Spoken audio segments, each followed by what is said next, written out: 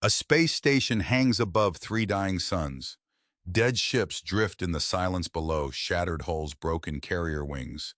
The wreckage of a war that ended 12 months ago and left everything exactly where it fell. Down on the industrial floor one, flashlight cuts through the dark. A soldier follows three sets of footprints in the dust. One large, one medium, one impossibly small. The smallest set is barefoot, in a temperature that kills a child in an hour. He stops, listens. From deep inside the abandoned warehouse, a child crying, trying not to, failing. He moves toward the sound. Outside, a polished silver transport descends through the dust. An Imperial Seal, the kind of ship that does not land on stations like this. A pale hand pushes the hatch open. Platinum hair catches the cold wind. A queen steps onto the frozen ground. Her eyes find the warehouse. Inside that warehouse, her daughters, and the man she has sworn to kill. The coffee had been cold for an hour. Rowan Hale knew this, kept drinking it anyway. Because what else was there to do at 0400 on a space station that smelled like rust and recycled air, in 15 years of a war that had finally grudgingly decided to stop? He stood at the observation window, both hands wrapped around the mug, eyes on the debris field outside, shattered hulls, broken carrier wings. One Ethon cruiser still drifting at about 40 degrees slow and patient as a dying whale nose pointed at nothing. Nobody had cleared it yet. 12 months since the ceasefire, and still, all that wreckage just floating. Rowan understood the feeling. Vexa station hummed beneath his boots, low constant, the kind of vibration that started in the soles of your feet and worked its way up your spine until you stopped noticing it, until it just became part of you. Part of the background noise of existing in a place nobody had ever wanted to be stationed at in the first place. The engineers who built Vexa had built it for function, not comfort. Every corridor was 3 degrees too cold. Every light was 4 shades too bright. Every sound the station made was the sound of a machine doing exactly what it was designed to do, without any interest in what that felt like for the people inside it. Howe was wearing his dress uniform, which was already a mistake. He'd lost weight this past year, not dramatically, not the kind anyone mentioned out loud. Just, quietly, gradually. The way a man loses weight when he stops having a reason to eat at the right time. When meals become something that happened to him rather than something he looks forward to. The uniform fit fine 12 months ago. Now it hung off his left shoulder at an angle that no amount of straightening could fix. He'd straightened it 4 times already.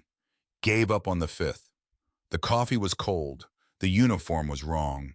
And somewhere behind him on command deck, 3 people were laughing at a joke he hadn't heard and wouldn't have laughed at anyway. 15 years. 15 years of war, and here he stood, on an observation deck, in a uniform that didn't fit, drinking bad coffee and watching dead ships rotate slowly in the light of 3 distant suns. The suns were old, older than anything human hands had built in this sector. They would burn long after Vexa Station had been forgotten, long after the ceasefire had become ancient history, long after everyone who had fought this particular war had stopped being able to fight anything at all. He found that oddly comforting. They'd given him a medal, a real one, heavy, gold-plated something or other with an inscription on the back that he'd read once and never looked at again. They'd given him a handshake from a man whose name he'd already forgotten. They'd said, "Thank you for your service." Said it the way people say things they mean but don't know how to mean properly. The words were right. The understanding behind them was not. And then they'd expected him to just know what to do next. Except he didn't know what to do next. He'd been doing the same thing for 15 years. He knew how to move through a war zone, how to track a target through dust and debris and rain, how to get people out of places they should never have been in, how to make decisions in the half-second window between possible and fatal, how to read a room for threat, how to read a person for intent, how to calculate odds in conditions where the odds were always bad and the calculations still mattered. He did not know how to eat breakfast at a regular time. He did not know how to sleep past 0430. He did not know how to be a person who wasn't waiting for something terrible to happen. Mara used to say he walked like he was going to war, even when he was going to the grocery store. She said it with that sideways smile of hers, the one that started at the corner of her mouth and never quite made it all the way across. The one that meant she was teasing him, but also meant she was right and she knew she was right and she wanted him to know she knew. The one he saw every single night when he closed his eyes. The one he hadn't seen in 8 years. Stop. He stopped, one hand against the cold glass. 3 counts in, 5 counts out, the way the counselor had taught him. The counselor was 29 and had read everything from a manual, and Rowan had sat there in her office with his hands on his knees and thought with complete clarity that she had never once in her life stood over someone who wasn't going to make it. She was excellent at her job. Her job was not the same as his job had been. And the gap between those two things was something neither of them could fully cross. But the breathing worked. Sometimes. 3 counts, 5 counts, eyes on the debris field. Okay. His comm chimed. Captain Hale, report to Command Deck 3, Priority Alpha. He stared at the comm for a second. Didn't move. Priority Alpha. After a year of ceremonial functions. After a year of being the tallest thing in the room at diplomatic receptions, standing in the back near the exits, drinking whatever they put in his hand because it gave him something to do with his hands. After a year of dressed uniforms and cold coffee, and people moving out of his way in corridors without realizing they were doing it. Priority Alpha. He set down the mug. Walked. Command Deck 3 was full of people talking and nobody listening. The kind of room where everyone is important and no one is in charge. Brass, Aethon diplomatic liaisons in their pale silver tunics. A woman from the new Joint Peacekeeping Committee who kept referencing a document no one else had been given. 2 Terran intelligence officers standing in the corner pretending to look at their tablets while actually watching the Aethon liaisons. 3 station officials who had the look of people who had been woken up early and were going to remember this for a long time. Rowan walked in and the room shifted. Just slightly. The way rooms always shifted when he entered. People stepped to the sides without meaning to. Space appeared where there hadn't been space. Old habit. From other people. Not from him. He'd stopped trying to make himself smaller a long time ago. Lieutenant Sable Wren found him before he found her. She was 26, sharp-featured, with dark hair, cut practically short, in the particular quality of absolute stillness that Rowan had come to associate with people who had lost someone specific and irreversible in this war. Her brother. Soleth campaign. 3rd week of the Eastern Advance. She didn't talk about it. He'd learned it from a personnel file, not from her, and he'd respected the boundary she'd built around it. He respected her for that. Sir.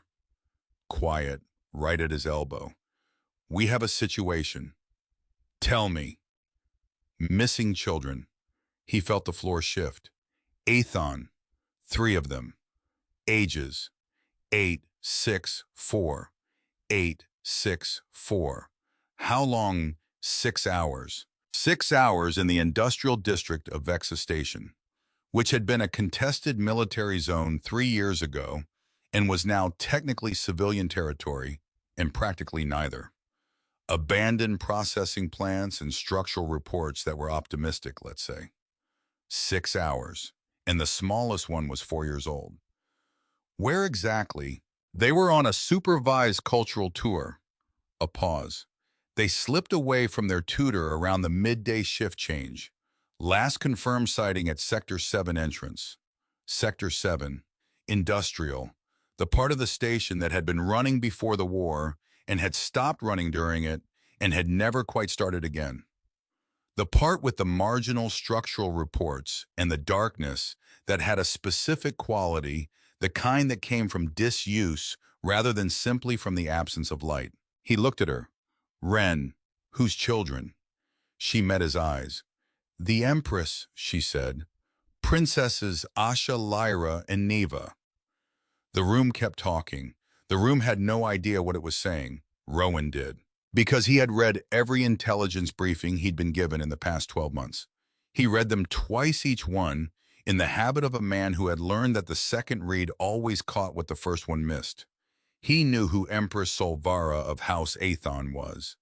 He knew what she was capable of. He knew what had happened to her husband 3 years ago at the Battle of Soleth. He knew what that loss had done to her and what she had done with it. I knew what kind of woman made an oath over a grave, the kind that kept it. Has anyone told her? Her transport landed 40 minutes ago. Wren paused. She was informed immediately. And she sent for you. Rowan looked at her. She doesn't know it's me specifically. She asked for the best tracker in Terran Corps. A beat. Command assigned you. Of course they did. Because the universe had a sense of humor. A very bad one. The kind that waited 15 years to set up a punchline and delivered it at 0400 on a station that smelled like rust. Lucky me, he said. Sir, there's something else. He waited. Wren's voice dropped lower, not because anyone could hear, because some things needed to be said quietly regardless, because the weight of certain words required the right kind of space around them. Empress Solvara swore a public oath 3 years ago, the night she learned about Soleth. She swore that if she ever found the Terran officer who commanded the unit responsible for her husband's death, a pause, she would kill him herself. The room was very loud around them. She's looking for that officer, Wren said. Rowan was very still. She doesn't know it is you, sir. The intelligence file we shared with the Athon diplomatic team listed you as a logistics coordinator, not field command. She kept her eyes on his. If she finds out who you are before those girls are safe. She won't. Sir, she won't, he said again. Because I'm going to find her daughters, and I'm going to bring them home, and everything else happens after that. Wren looked at him for a long moment, the kind of look that had a lot of things in it. Concern, doubt, the particular frustration of a person who can see a problem clearly and cannot solve it for someone else. And underneath all of those things, something that might have been reluctantly respect. Equipment's ready, she said. Field pack, thermal scanner, emergency rations. A pause. Pediatric blankets. He looked at her. I thought ahead, she said. Good. I took the pack. Move for the lift. Captain? He stopped. Bring them home. That's the plan, he said. He walked into the lift, let the doors close, stood there, breathed. The industrial district smelled like old fuel and cold metal and time. Rowan moved through it the way he had moved through 100 places like it. Slow, patient, not because he wanted to be slow, because rushing was how you miss things. And missing things in places like this had consequences that you couldn't take back. He'd brought no one with him, which the lieutenant colonel on command deck had objected to. At length, in 2 different languages, one of which Rowan didn't speak, but got the general tone of anyway.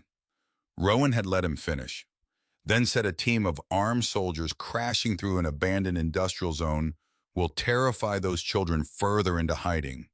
They will go deeper, into the structurally compromised sections, into the dark, into places where even good intentions cause bad outcomes. The lieutenant colonel hadn't liked this. Rowan had left anyway, because 3 children hiding in the dark needed one quiet person walking toward them, not 8.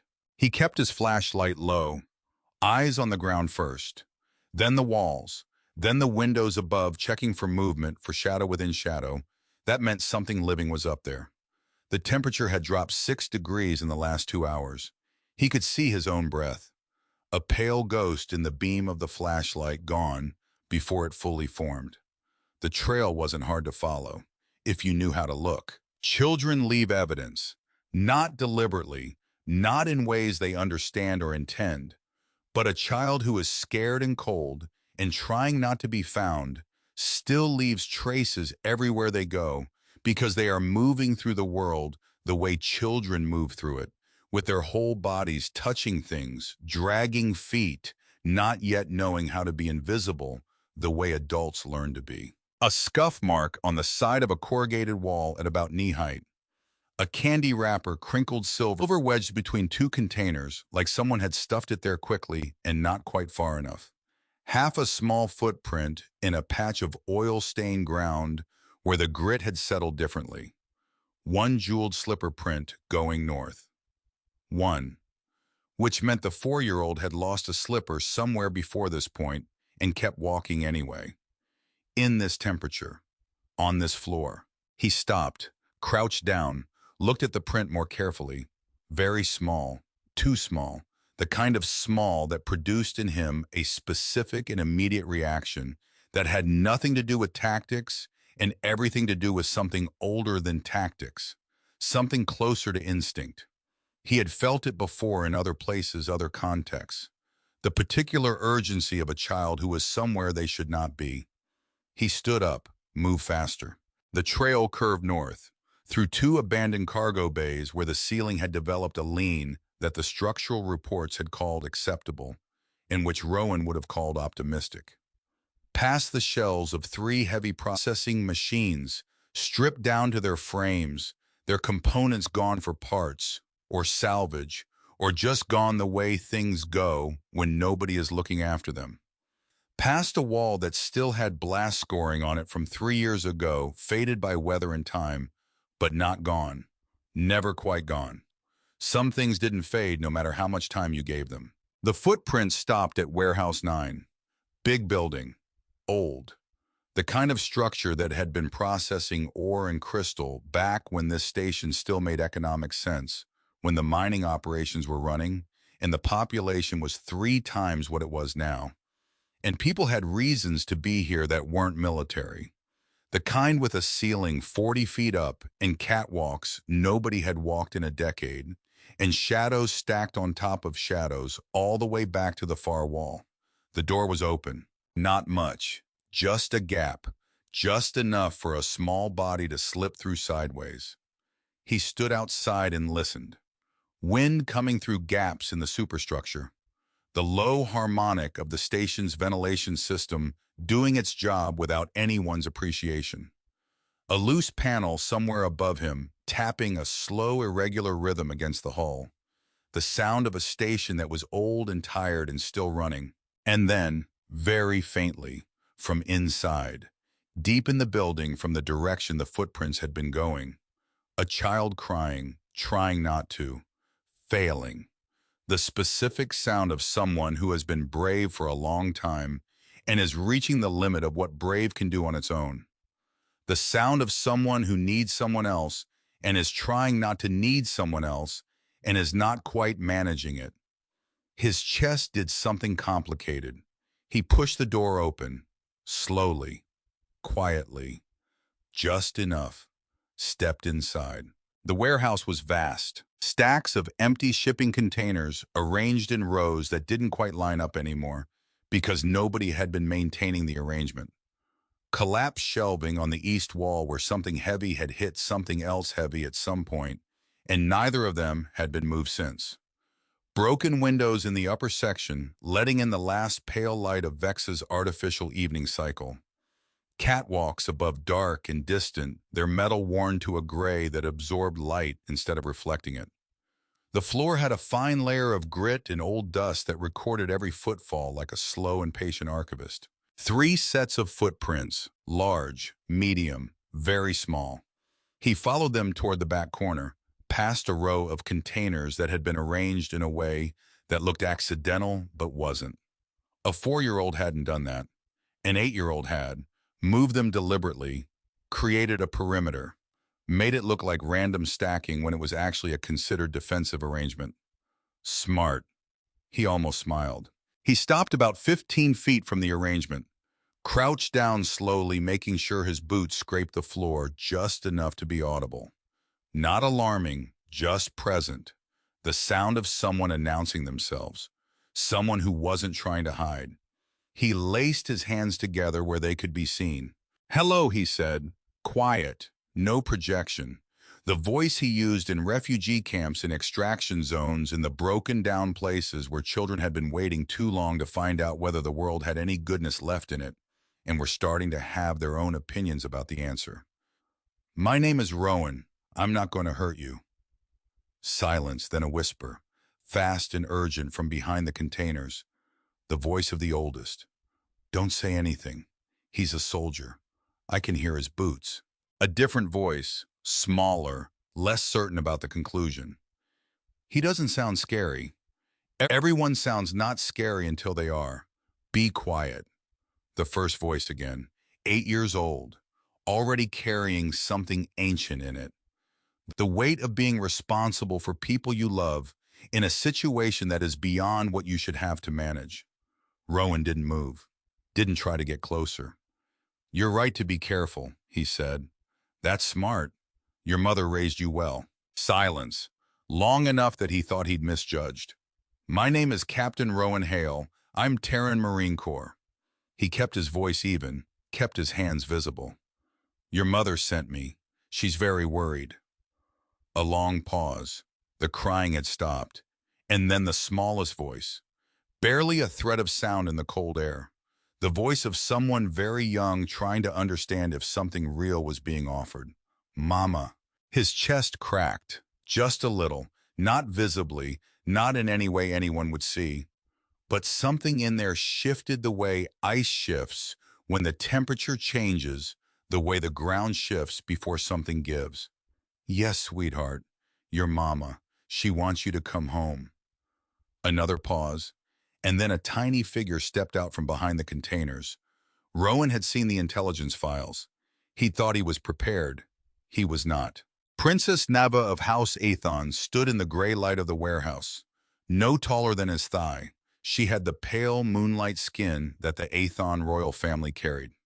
Platinum white hair that fell past her shoulders in tangles decorated with what had once been a very intricate braid, and was now something considerably more honest about what the day had been like. Silver blue eyes wide wet, not quite crying anymore. Doing that thing children do where they've decided to stop, but their face hasn't fully received the message. She was wearing a ceremonial dress, the kind made for warm halls and formal occasions, and people who were going to remain stationary and dignified for the duration of the event. It was streaked with dust and something dark on the hem that suggested she had not remained stationary and had made no attempt at dignity. Her feet were bare, one jeweled slipper gone somewhere in the industrial district behind her, the other foot small and pale, standing on the cold grit floor of an abandoned warehouse, with what appeared to be complete equanimity about the temperature. Neva, a hiss from behind the containers, the oldest. Come back here. He has a kind face, Neva said, as if this settled the matter entirely and further discussion was unnecessary. Rowan stayed very still. I knew this moment. He had lived this moment dozens of times in a dozen different places. The moment when a child decided whether or not you were safe. The moment that you could not force or manufacture or hurry. The moment that happened at the speed it happened, and not 1 second faster, and if you pushed it, it didn't accelerate, it reversed. He never took it for granted. Princess Neva, he said, very soft. Are you cold? She nodded, once, emphatic, like this was the most useful question anyone had asked all day. I have a blanket in my pack, he said. Would you like one? She nodded again. He moved slowly, pulled out a thermal blanket still folded, held it out, did not stand up, did not step forward, just offered. She looked at the blanket, then at him, then at the blanket, and then she walked across the warehouse floor on her small bare feet, right up to him, lifted her arms. He stared at her. She stared back. You said you have a blanket, she said in the tone of someone who has been waiting entirely long enough for the obvious next step to occur to the adult in the situation. He found himself reaching out. He wrapped the blanket around her. She allowed this. He picked her up. She allowed that too. She weighed almost nothing. She weighed like a question you weren't expecting. She weighed like something that mattered more than the calculation you were running when it arrived. And then she put her head on his shoulder and exhaled a long, slow breath. The kind that says, I have been holding this together without help for entirely too long, and I am very glad that particular part is over now. From behind the containers, a voice. Never! Oh, stars! A second figure emerged, 6 years old. Slightly taller, the same pale skin, the same silver-white hair, but cut shorter and eyes a different shade of silver. She crossed the floor at a purposeful walk, the walk of someone who has made a risk assessment and is acting on it. Studying him with the thoroughness of a scientist, examining something that might be interesting or might bite and was not yet sure which. You're not as frightening as I thought, she said. Sorry to disappoint. It's all right. She considered this honestly. I forgive you. And then there was the third. She did not rush. She stepped out from behind the containers at her own pace, at the pace she had decided on, and came to a stop about 6 feet from him. 8 years old, already carrying herself like someone who knew what she was and had been carrying it for a while and had decided to carry it deliberately rather than accidentally. Her chin was up, her shoulders were back, her hair was pulled into a braid that had mostly survived the day but had made certain concessions to reality in the last third. Her eyes were the color of early morning ice. She had been crying. She was not crying now. She had made a decision about that. She looked at him for a long, considering moment, the kind of moment that was doing actual work. Why did our mother send you specifically? Rowan blinked. Answer it, she said, not unkindly, but precisely. He almost smiled. Because I'm good at finding people who are lost, and I make a habit of bringing them home safely. How many lost people have you found? He thought about it honestly. Over the years, 47. How many didn't make it home? A pause. He considered softening this. He did not. 2. She held his gaze for another long moment, checking something, measuring something he couldn't name precisely, but recognized she was trying to determine if he was telling the truth or telling her what she wanted to hear. Those were different things, and she already knew they were different things. You told the truth, she said. I always do. To children. To everyone, but especially to children. Why especially? Because adults have learned how to handle certain kinds of dishonesty. Children haven't, and they deserve better than to have to start learning from me. Something shifted in her face. Not much. A very small adjustment. Like a door opening just enough to let in a line of light. Just enough to change the quality of the air in the room. She stepped forward, stood up very straight, and with the formality of someone who had been taught this and had decided to use it on her own terms. Captain Rowan Hale, she said, on behalf of myself and my sisters, I accept your protection. It was the most composed thing he had ever heard come out of an 8-year-old. He bowed his head slightly. It's my honor, Princess Asha. The wind had picked up outside. He stood in the warehouse and did the math. 20 minutes to the nearest secure transport pickup point. Industrial corridors. Failing light. Temperature dropping faster now than it had been an hour ago. 3 exhausted children, one of whom was already half asleep against his shoulder. One of whom was still watching him with the careful eyes of a scientist who had not yet finished her assessment. His tactical training had some opinions about this. He ignored them. We're going to stay here tonight. 3 sets of silver blue eyes turned to him. Why? Said Lyra. Because you're tired, you're cold, you're hungry, and the safest thing right now is to be warm and fed and rested, not bouncing around in a transport in the dark with 3 children who should have been asleep hours ago. Won't you get in trouble? Asha said. Probably. With our mother specifically. Definitely. She tilted her head. You don't seem afraid of her. I thought about that. Genuinely. I'm a little afraid of her, he said, but I'm more afraid of getting one of you sick because I made a bad decision under time pressure. The 2 fears aren't equal. She studied him with the gravity of a very small judge, hearing a case she had not expected to be complicated, then nodded. That is acceptable, she said. He built them a better fort. Not because he planned to. Because the moment he looked at the arrangement they'd already made, he saw 3 things that could be improved immediately, and his hands started moving before his brain fully caught up with the decision. He pulled the containers into tighter formation, made proper walls, the kind with overlapping coverage, rigged the thermal blankets across the top for a ceiling that would hold heat, set a small heating element from his pack in the center of the floor where the warmth would distribute evenly without creating a fire risk against the containers. Warmth bloomed in the small space. Real warmth. The kind that settled into your shoulders and let them drop. The children watched him work, Nava from his shoulder because she had not gotten down and he had stopped expecting her to. Lyra with her head tilted at a precise angle that suggested she was cataloging his method. Asha standing to one side with her arms crossed, watching his hands, watching the structure take shape. "You did that fast," Lyra said. "Practice. You build forts often, different kinds, for different reasons." "For who?" He hesitated. "For soldiers mostly. Sometimes for people I was trying to keep alive until something better was available." "Did you keep a lot of people alive?" "I tried." He pulled out the emergency rations, showed them. "These are designed for multiple species, including Athon. They're not delicious, that's not what they're for, but they'll keep you warm from the inside, which is what matters right now."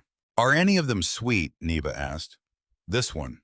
He handed her the dessert ration. She took it in both small hands and looked at it with the reverence of someone receiving something genuinely extraordinary, which he supposed after the day she'd had it was.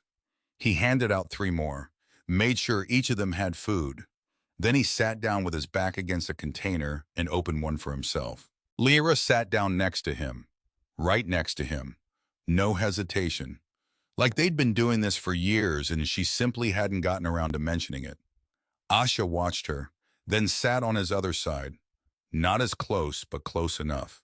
Neva had not gotten down from his left arm.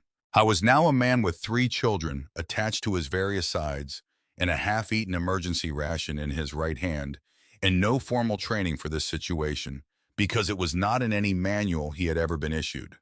He had checked, not specifically for this scenario, but close enough. He did what he always did when he had no manual. He improvised. "Once upon a time," he said. 3 faces turned toward him, which was, he realized, a kind of power he hadn't expected to feel on a night like this. "There was a boy from Earth." "What's Earth?" Lyra immediately. "It's the planet where humans originally come from, before we spread out everywhere and built stations and colonies and decided the whole universe needed to be introduced to our particular approach to things." "Is it nice?" "Parts of it." He thought about it honestly. "There are mountains so tall they touch the clouds, real clouds, water vapor, not atmosphere simulation.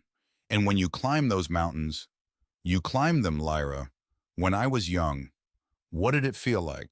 I thought about the Rockies, 17 years old, boots that hadn't been broken in properly, a pack too heavy for his frame that he'd refused to admit was too heavy. The particular silence of altitude where the wind sounds different because there's less of everything, including noise, and the sky is a color blue that has no good equivalent in any language he knew. "Like the sky was bigger than I'd ever imagined," he said, "and like I was smaller than I'd ever thought, and both things felt good at the same time." Silence. He looked down at Neva. She was asleep.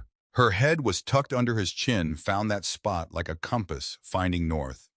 Her tiny fingers had found the edge of his jacket and wrapped around it with the specific grip of a sleeping child. The one that says, "I found the thing that feels safe, and I am not letting go." Her breathing was slow, even. The rhythm of a child who has finally completely stopped working at being awake. He looked at Lyra. Her eyes were very heavy. "Tell me more," she whispered. And the whisper had the quality of something said at the very edge of consciousness. So he did. He told them about Earth, about oceans which Lyra found logistically improbable, and asked 3 follow-up questions about, before her eyes began to truly lose the fight. About snow, which he described slowly and carefully because he wanted to get the feeling right, not just the facts. About fireflies, which required a full explanation, because the concept of a living creature that generated its own light and used it to find company was apparently remarkable enough to delay sleep for several additional minutes. Do they make enough light to read by? Asha asked. From his other side, still awake, still precise. No, he said, but they make enough light to remember things by. She thought about this. That's a strange thing to say. It's a strange world. I would like to see it someday. Maybe one day, he said, and meant it. She leaned her head against his arm. The first time. The small, deliberate act of someone who had made a decision and was acting on it quietly, without announcement, without requesting confirmation that it was acceptable. What is your favorite memory of Earth, Captain? He felt his chest tighten. But she had asked, and she was 8 years old, and she had spent the entire day being braver than anyone had any right to ask of her. And she had given him the paper from her father, and she deserved the truth. My favorite memory, he said, is a woman named Mara, standing in a kitchen, making coffee, singing to herself. A pause. Who was she? My wife. Is she? She died a long time ago. Oh, very quiet. The O of someone who has been taught not to make death small and is trying to honor that. I'm sorry, Captain. Thank you, Princess. Did you love her very much? Very much. She was quiet for a moment. And then my father told me something once. He said the luckiest people aren't the ones who love. They're the ones who are loved. A pause, the kind that held something in it carefully. I think Mara was very lucky. His eyes burned. He did not trust himself to speak, so he just nodded. Once.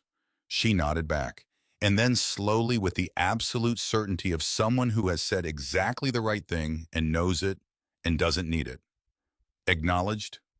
She closed her eyes. He sat in the fort he had built. Heating element glowing soft orange in the center. Wind howling outside doing its best. Warehouse walls holding against it mostly. Neva on his chest, her small weight real and specific and present. Lyra leaning into his side, her breathing gone slow and even.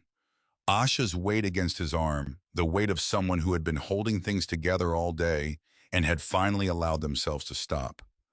And he realized he hadn't felt this in 8 years. He hadn't let himself feel anything in 8 years. Because feeling meant remembering, and remembering meant the particular grief that didn't announce itself, that just sat in the back of everything like furniture you stop seeing because it's always there. Patient as a soldier on watch. Patient as wreckage in a debris field. But the weight of Neva on his chest. The warmth of Lyra against his ribs. The quiet, deliberate trust of Asha's head on his arm. It had gotten past everything. Past the rules he'd made for himself after Mara. Past the walls. Past the version of him that knew better than to let himself want things he might have to walk away from. It had gotten through the way cold gets through eventually, through every layer down to where you actually are. He sat very still, and he cried, quietly, without sound, without moving because he would not wake them. He let it happen. For the first time in 8 years. He sat in the dark of an abandoned warehouse on a half-broken station with 3 small strangers sleeping against him. And he thought about Mara in the kitchen, about the way she hummed when she thought no one was listening, about the children they'd talked about having, and the names she'd loved that he'd called impractical, and she'd called poetic about the question he'd been asking the universe for 8 years. Why her? Why her and not me? He didn't get an answer. He hadn't expected one.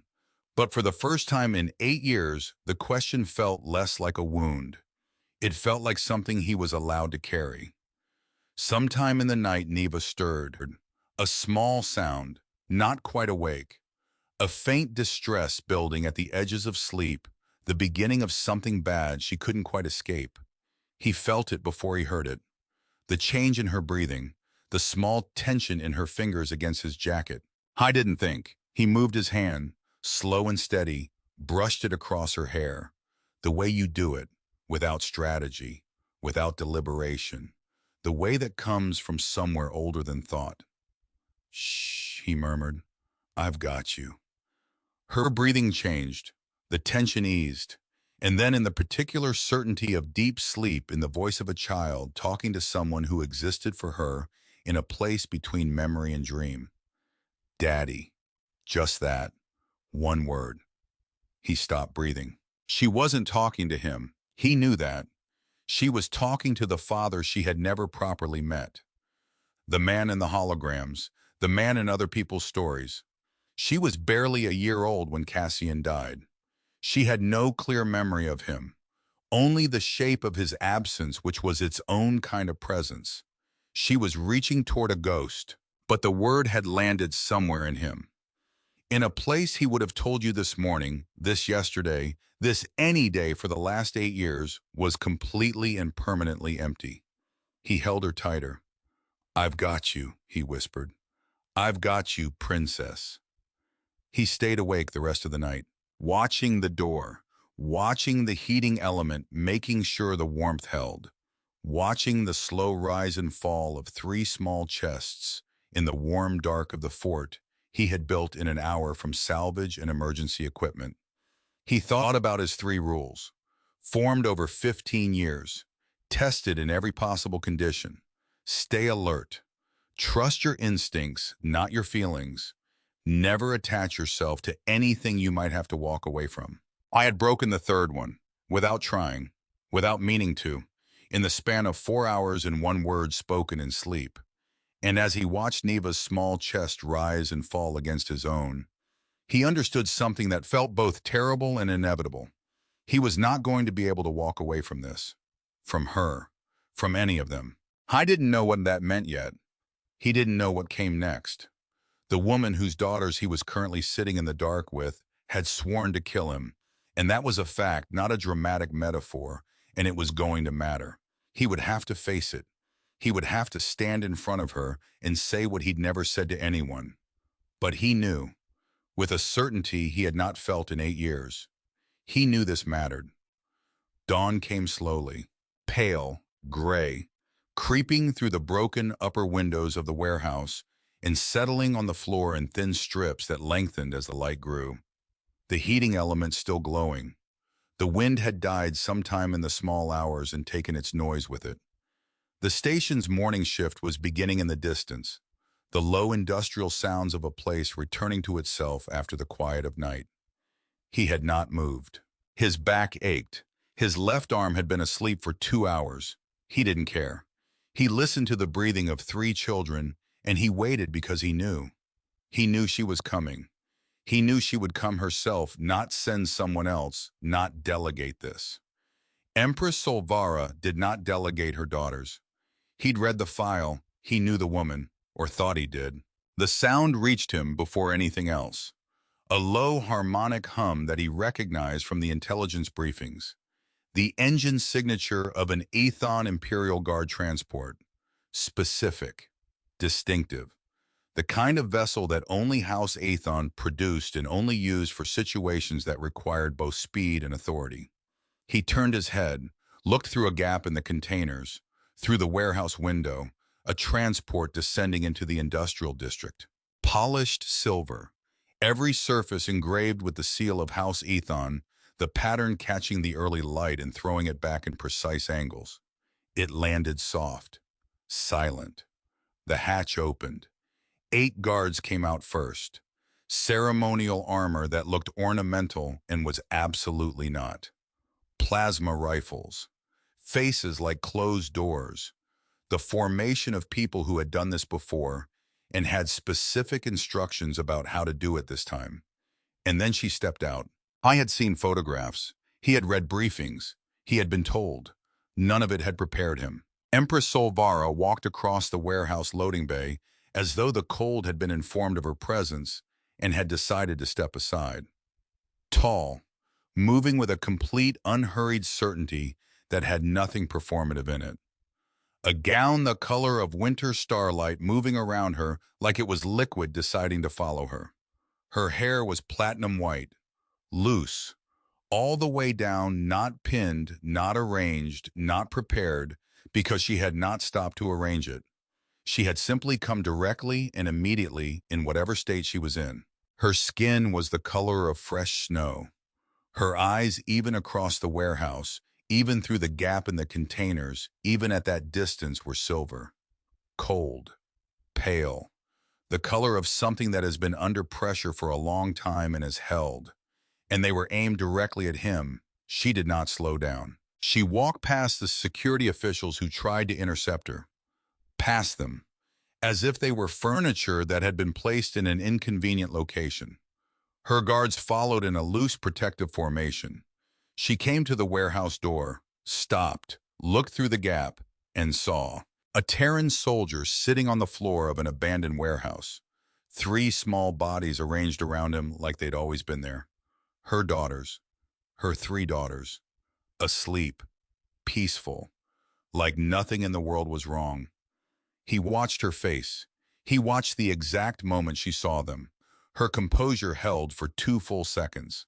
Then something happened to it, just for a heartbeat. Her eyes went wide. Her lips parted. Her hand came up to her chest, palm flat, like she was checking to make sure her heart was still doing what it was supposed to do, confirming it in the way you confirm things when the rest of you is already past the point of being sure. It was the face of a mother. Then it closed, like a door, like a gate. And what came after was something colder, something that had a purpose and a target, and had been waiting 3 years for the right moment to be used. She entered the warehouse. Her guards filed in, took positions, weapons not raised, visible. Rowan did not move, could not move. Neva was on his chest. Lyra was against his side. Asha was using his left arm as a pillow, and his left arm had made its peace with this a long time ago. He looked up at the Empress of House Aethon. She looked down at him. The silence lasted long enough to be a conversation between two people who already knew the important things and were deciding where to begin with the rest. "Step away from my daughters." Her voice, low, quiet, beautiful and terrifying in the way that things are beautiful and terrifying when they have been formed under genuine pressure, when they carry the weight of what made them.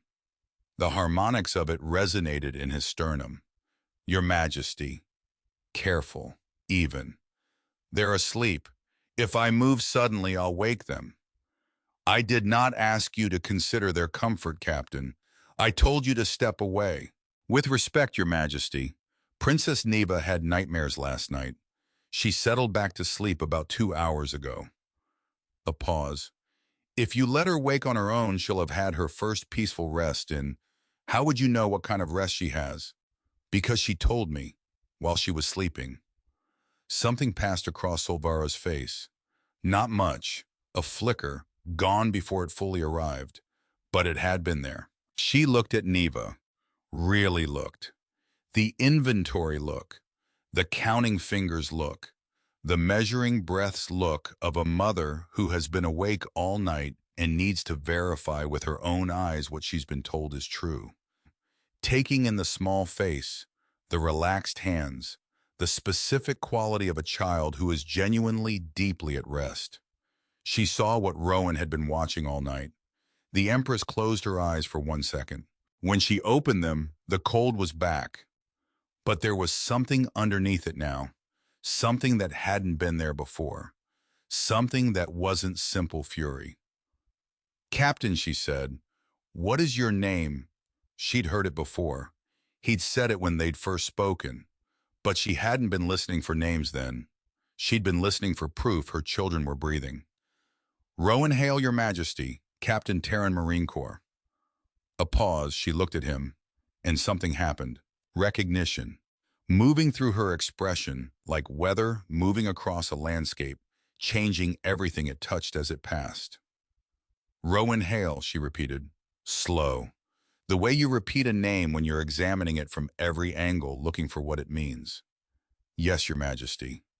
"You commanded the 8th Marine Division." Not a question. He felt it.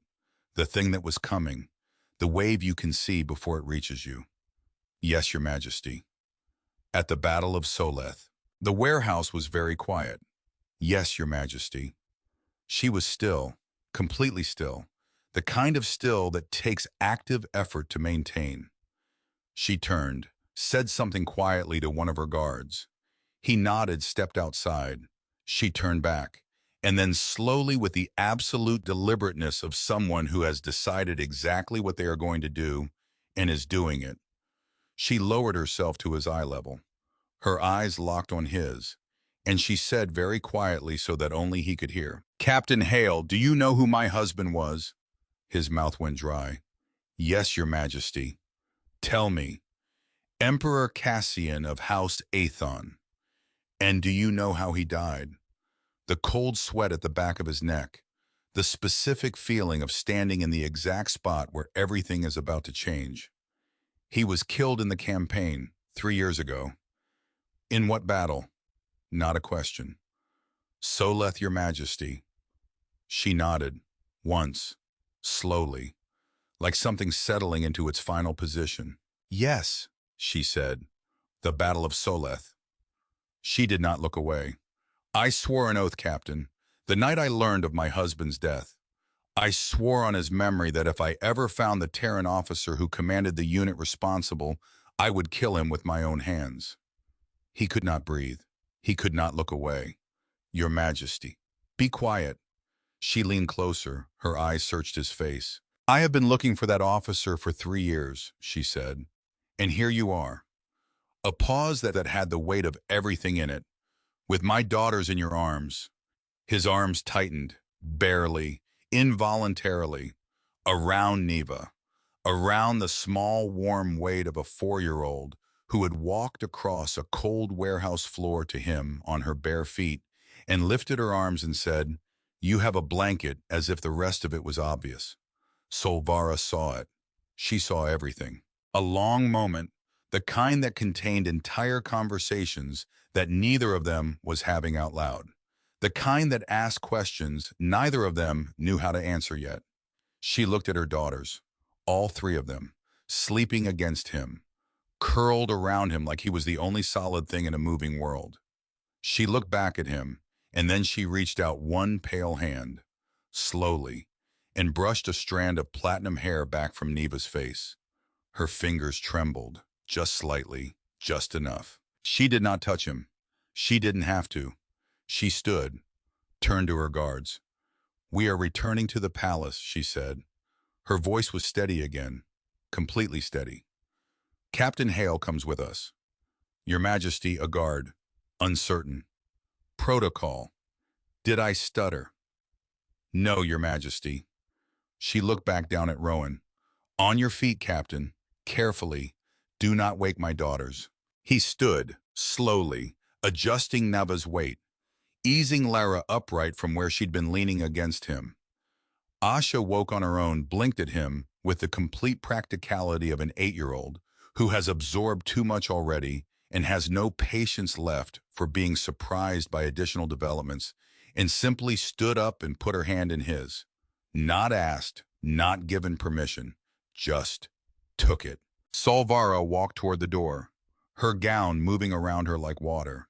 She paused at the threshold, did not look back. "Captain Hale." "Your Majesty." "You will not harm my daughters." "No, Your Majesty, I will not." "You will not leave them until I say you may." "No, Your Majesty." A silence that had a very long question inside it. "And you will answer for the Battle of Soleth." I held Neva in one arm, held Asha's hand in the other. Lyra had found the back of his jacket and was holding on. "Yes, Your Majesty," he said. She walked out. He followed. Into the pale Vexa morning. Into the long, cold shadow of an empress who had every reason in 3 years to want him dead. Into whatever came next, which he had not planned for and could not have predicted, and was almost certainly going to change everything. Neva murmured something in her sleep. "Press closer." He carried her forward. He had spent 15 years learning how to not come home.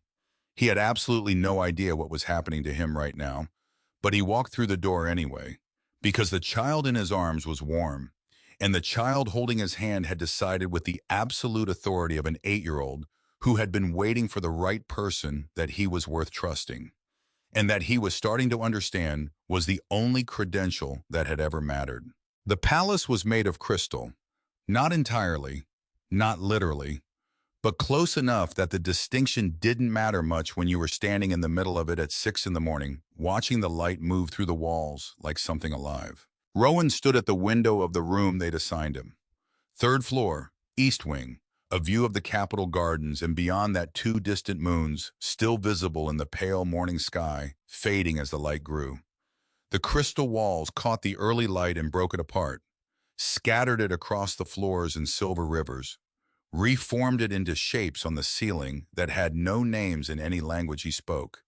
It was the most beautiful place he'd ever been, and possibly the most dangerous. Because somewhere in this building, Empress Solvara of House Athon was deciding what to do with him.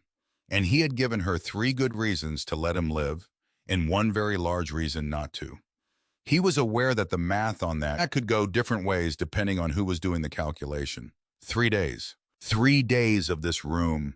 3 days of meals that appeared on a tray by the door with quiet efficiency and disappeared the same way. 3 days of a bed that was softer than anything he'd slept in for 15 years, which made sleep somehow harder, not easier. Because his body didn't trust comfort. His body understood hard surfaces and short windows and the particular alertness of someone who had spent 15 years needing to be ready. Soft beds were for people who weren't waiting for something to happen. He was always waiting for something to happen. He spent the 3 days reading, observing through his window what he could observe, doing the physical routines that kept his mind from turning on itself, and thinking about a man in a mining canteen who had decided 3 weeks before his death that Rowan Hale was worth trusting. He thought about that a lot. On the morning of the 4th day, the door opened. Not a servant, not a guard. Solvara. She was wearing a simpler gown today, deep gray, hair pulled back in a practical arrangement that said, "This is a working day, and I have not come here to be looked at." She looked exactly like what she was, a woman who had an empire to run and exactly 0 extra time for people who weren't contributing to the running of it. She looked at him for a long moment. He looked back. "You have the run of the east and central wings," she said.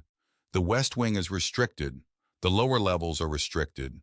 If you attempt to access either, you will be restrained. If you attempt to leave the palace grounds without escort, you will be restrained." A pause. "Are we clear?" "Completely. My daughters will continue their normal routines. You are not to disrupt those routines." "Understood." She started to turn. "Your Majesty." She stopped. "What is this?" he asked. She looked back. The question was simple. He meant it simply. "A test, Captain." She said it without drama, without apology. Just a fact delivered the way you deliver a fact to someone you've decided to be honest with. "I want to know what kind of man you are when no one is watching you." And she left. He stood in the doorway of his room for a long moment. Right. He met Vane at breakfast. Or rather, Vane found him. High Chancellor, Vane was 58 years old and had the particular quality of a man who had spent decades in rooms where the power was, which meant he had learned to take up exactly as much space as he needed and not one fraction more. Economical, intentional. The way someone is when they've been thinking about how they appear for so long, it has become automatic. He was tall, silver-haired, pulled severely back in a way that allowed no softness, no suggestion of disorder. Pale eyes the color of cold iron. Hands that were always folded, always still. The kind of still that wasn't calm. The kind of still that was practice. "Captain Hale," he said at a breakfast table in the East Dining Hall, as though they had arranged this meeting and Rowan had merely arrived on time. "I've been looking forward to speaking with you." Rowan sat down across from him. "Chancellor."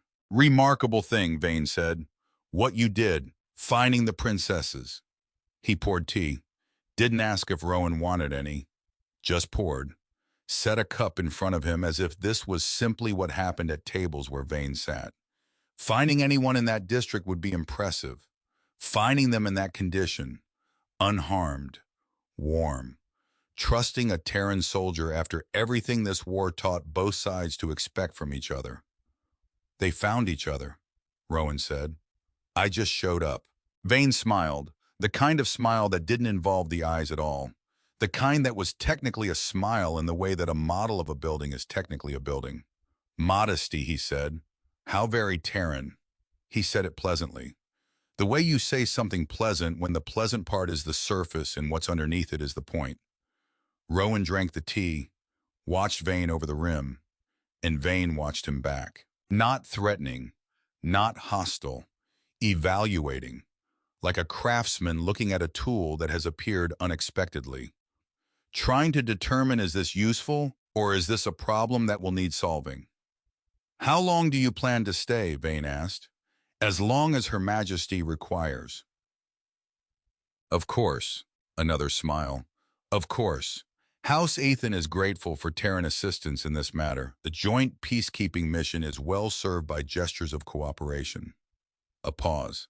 And yet one wonders, a military captain of your standing, your particular history, stationed here of all places, one might wonder if the assignment was entirely ordinary. One might, Rowan said. Vane looked at him, a longer look than the previous ones. You are not what I expected, he said finally. People often say that. I imagine they do. He stood, folded his hands, nodded once. Welcome to House Athon, Captain. He left. Rowan sat with the tea going cold in his hands and thought, there he is. I didn't know yet what he meant by that. He had no evidence, no specific thing he could point to, just the weight of 15 years of reading rooms. The particular frequency of a man who is absolutely precisely carefully in control of every variable he knows about.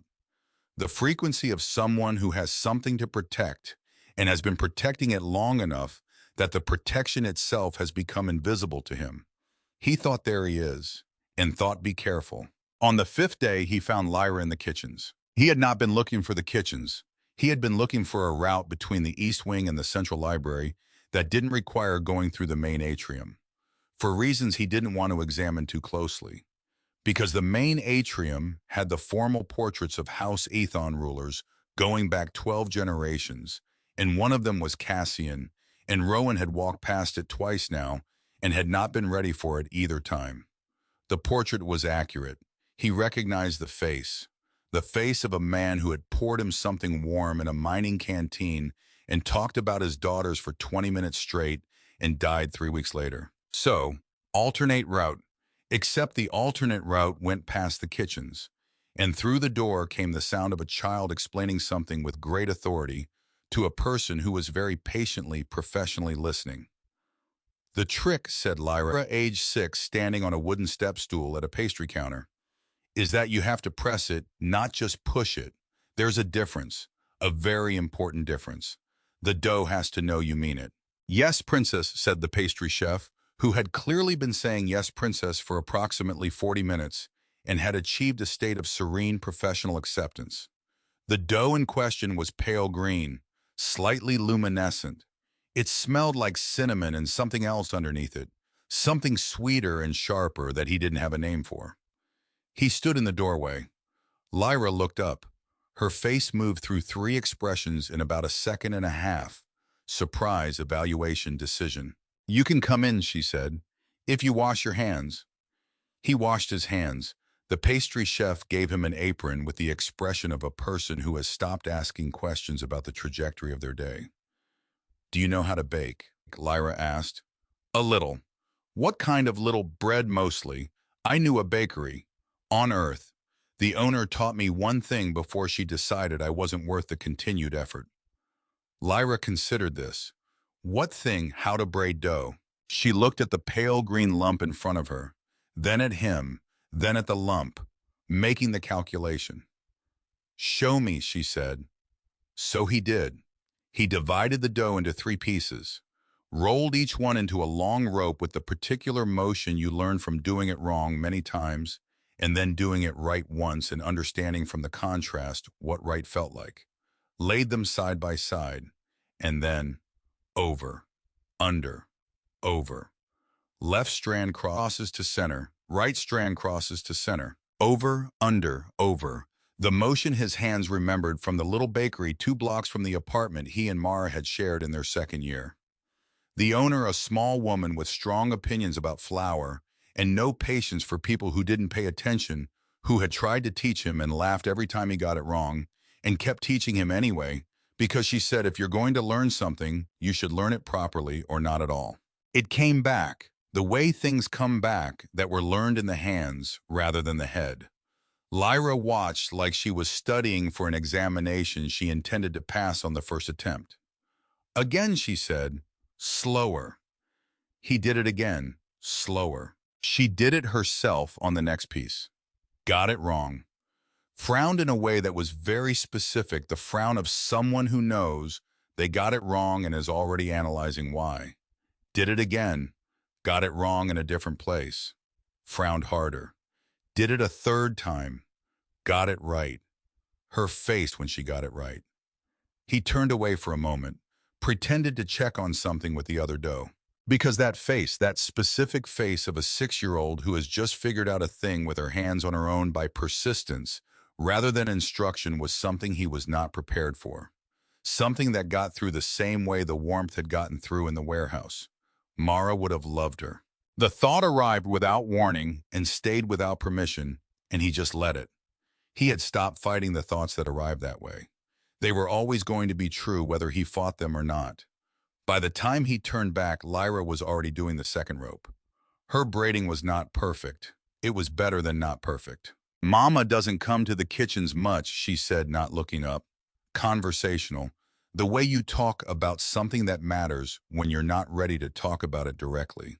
No, she used to, before Papa died. The braiding continued over. Now she works a lot. At her desk, in meetings. She has a lot of meetings. Another pause. I thought if I learned to make something she liked, she might come. He said nothing for a moment. Then has she come yet? Not yet. Lyra looked up at him, direct, clear-eyed. 6 years old and carrying something that people twice her age would have struggled with. But I'm still learning. So. He helped her finish the braid.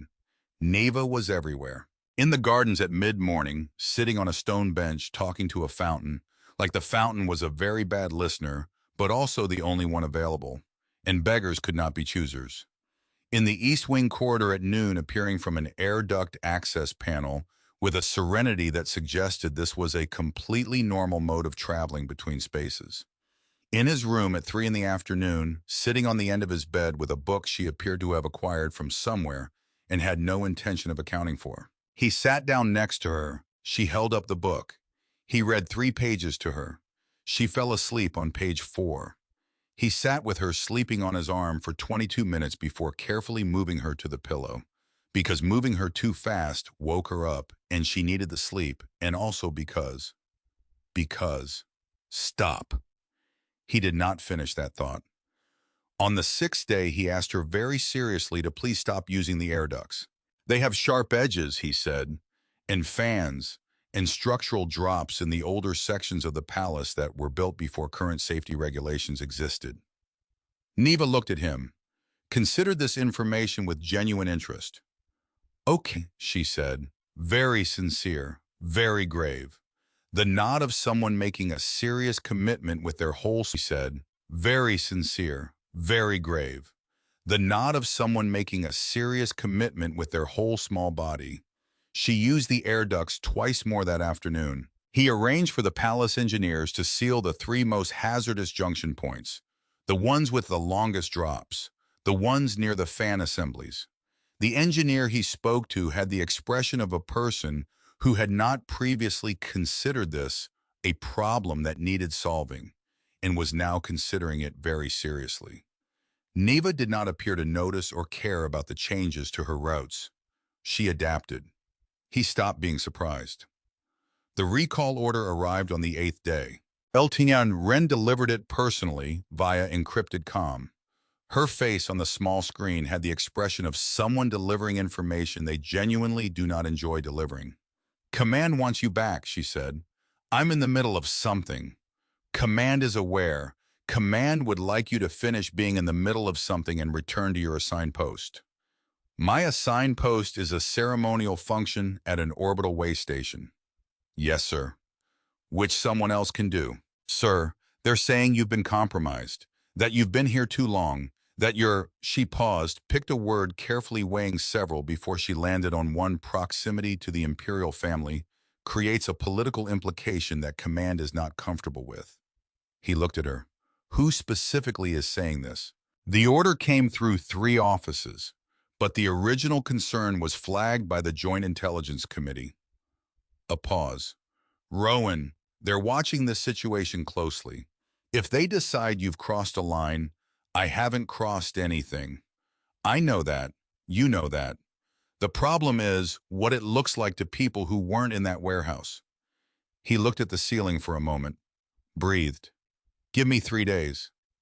Rowan, 3 days, Sable. She looked at him. Long, hard.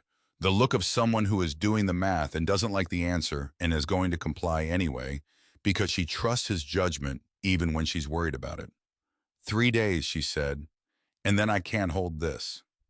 The comm closed. He set it down and found that Solvara was standing in the doorway. She'd been there for part of that conversation. He didn't know how much. Long enough. Her expression told him long enough. She stepped inside, let the door close behind her. You are being recalled, she said. An administrative concern. They think you are sympathetic to House Aethon. I'm sympathetic to 3 children who are not responsible for a war they were born into. Something moved in her face. Not softness exactly. A loosening. The way a very cold thing changes just before the temperature turns, just before the phase shifts. I will speak with the Joint Council tomorrow, she said. Your continued presence here is relevant to an active security assessment regarding my daughters. That gives me grounds to request an extended assignment. She paused. Diplomatically. He looked at her. You don't have to. I know I don't have to. She said it precisely. Not warmly, not coldly. Precisely. The voice of someone drawing a clear line around something. I am doing it because it is practical. Don't mistake it for something else. She left. He stood in the room and thought she does not want me to think she is doing something kind, and then thought she is doing something kind, and then thought she is right. Do not make it a thing. She is right. 2 days later, Asha came to find him. I was in the central library, reading nominally, actually sitting in a chair near the tall western windows, watching the way the light changed on the garden below in the late morning and trying not to think about a woman who used to stand at windows in the early morning and say the light at this hour does something to the world, Rowan. Makes it look like it's been recently washed. Like everything that happened yesterday got cleaned off it overnight. He missed her. He always missed her. He had gotten very good at missing her in specific windows, in short, contained periods, like a letter you've read too many times. You know every word. You still pick it up. You read it again. Then you fold it and put it back in the place you keep it, and you continue. Asha appeared in the doorway of the library section he'd been using. She had her school satchel over one shoulder, a book under her arm, and an expression he hadn't seen on her before. Careful, deliberate. The expression of someone who has been deciding something for a while and has finally arrived at the decision and is now acting on it. She sat down across from him, put the book on the table, reached into her satchel, and placed a small folded piece of paper between them. My father's handwriting, she said. He looked at it, didn't touch it. Where did you get this, Madame Morel? She keeps the palace archive, the historical collections. Asha's hands were still in her lap, perfectly still. Papa gave her a sealed letter before he left on the campaign. He told her when Asha asks about the day her father died, give her this. Rowan was very still. When did you ask? The 2nd month after he died. Her voice was even, the evenness of someone who has had a lot of practice maintaining it. I was 5. Madame Morel gave me the letter. I read it. I didn't understand all of it then. A pause. I understood enough. He reached forward, slowly, unfolded the paper. Cashin's handwriting. careful, precise. The handwriting of someone who chose words before committing them, who understood that written things lasted differently than spoken things. Two things on the page, a name circled in ink, vain, and underneath it one sentence, who changed my guard? Rowan sat with that for a long moment. He did not look up. Asha, yes. You've had this for 3 years. Yes. And you waited. I was 5, she said simply. And then I was 6, and then 7. And I knew that what I did with it mattered. That giving it to the wrong person would make things worse, not better. Her eyes were absolutely steady on his. Are you the person Papa mentioned in the letter? He looked at her, 8 years old, sitting across from him in a palace library, hands in her lap, 3 years of patience behind her eyes, 3 years of carrying a secret that most adults wouldn't have been able to carry. What does the letter say about that person? That if someone named Rowan Hale ever came to this palace, I should give him this paper. A pause, and that Papa trusted him. He closed his eyes for a second, opened them. Yes, he said, I'm that person. She nodded once. Like this confirmed something she'd already decided. Then she picked up her book, opened it to her marked page, and went back to reading. The meeting was over. He sat with the paper in his hands and thought about a man sitting alone in a mining canteen 3 weeks before his death, deciding who to trust, deciding that this out of everything was worth trusting.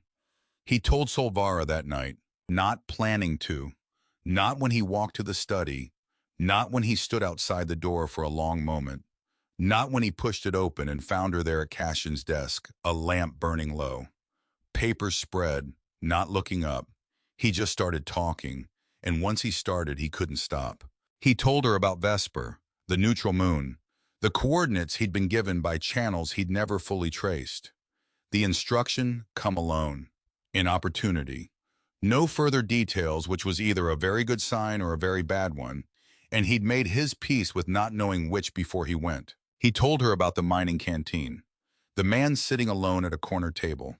No guards, no uniform, just a tired man with a cup of something warm, who looked up when Rowan walked in and said, I wasn't sure you'd come. I told her what Cassian had looked like. Not from a file, from memory. Broad-shouldered, gray beginning at his temples earlier than it should have. Lines around his eyes from something long and heavy. Hands that had been through things, even if he'd never specified what things. The hands of a man who had been working at something difficult for a very long time. He told her they'd talk for 3 hours. About the shape of peace. About which commanders on each side would fight it and which would accept it. About the civilian populations that both sides talked about protecting in their official communications and neither side was actually prioritizing. About what it would take to end a war that had become its own justification, that was continuing partly because stopping it required more imagination than continuing it did. And about his daughters, he told her that, carefully, watching her face. Cassian had talked about his daughters for 20 minutes straight, unprompted. The way a man talks about something when it is the center of him, and he almost never gets to say so out loud, because there's always something else that takes precedence. He'd said Asha was already arguing with him about strategy and was usually right, and this was concerning and also honestly extraordinary. He'd said Lyra asked 1,000 questions a day, and he hoped that never changed because the world needed people who couldn't stop asking why. He'd said Neva, his voice stopped. Solvara's hands had gone still on the desk.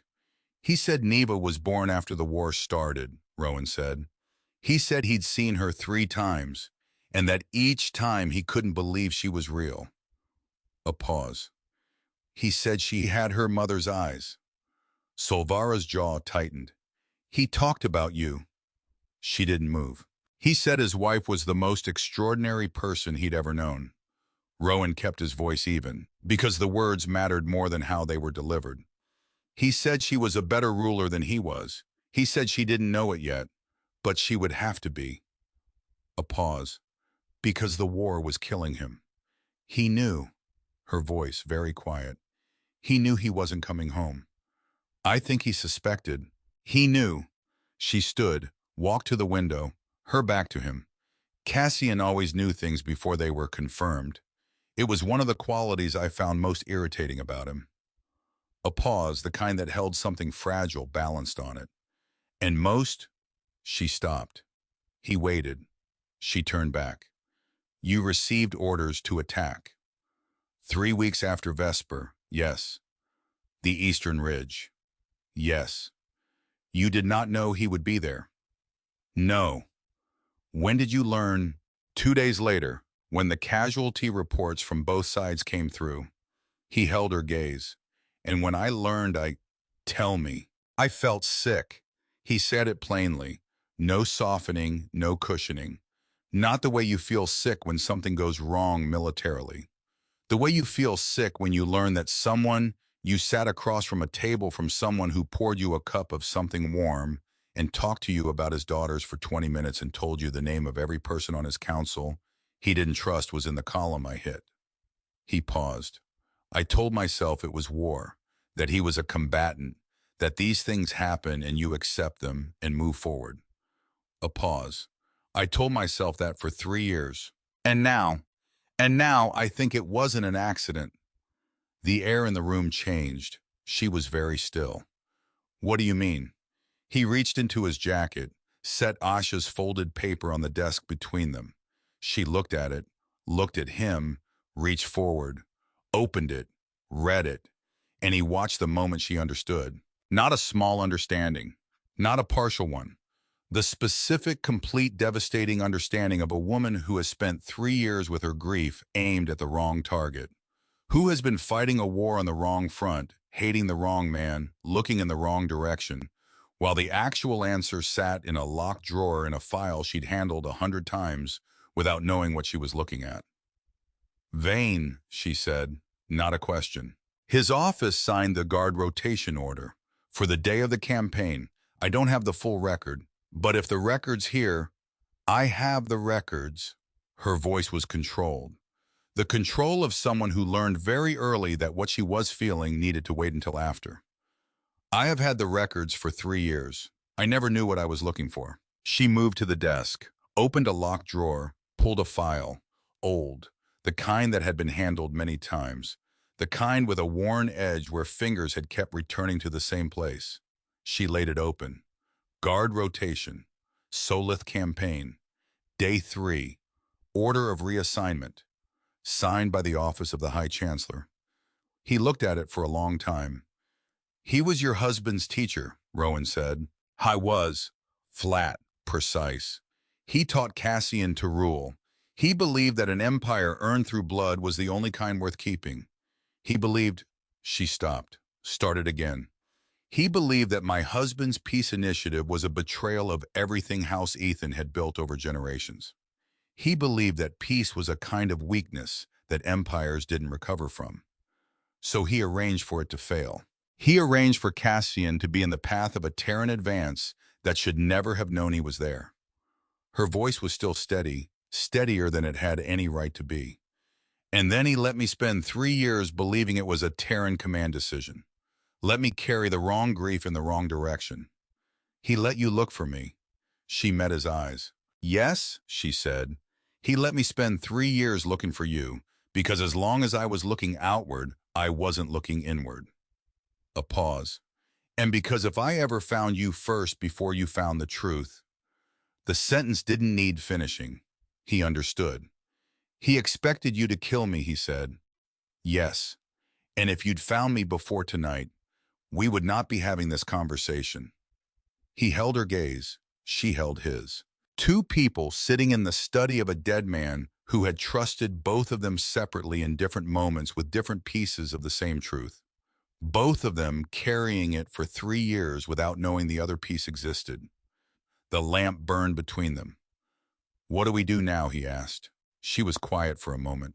Tomorrow we begin gathering what we need, quietly, without alerting him. She closed the file. Vane has been building his position for 30 years. He has people in every structure of this palace. We cannot move openly until we have enough that he cannot deny it and cannot deflect it and cannot use his networks to bury it. She looked at him. Can I trust you to help me do that?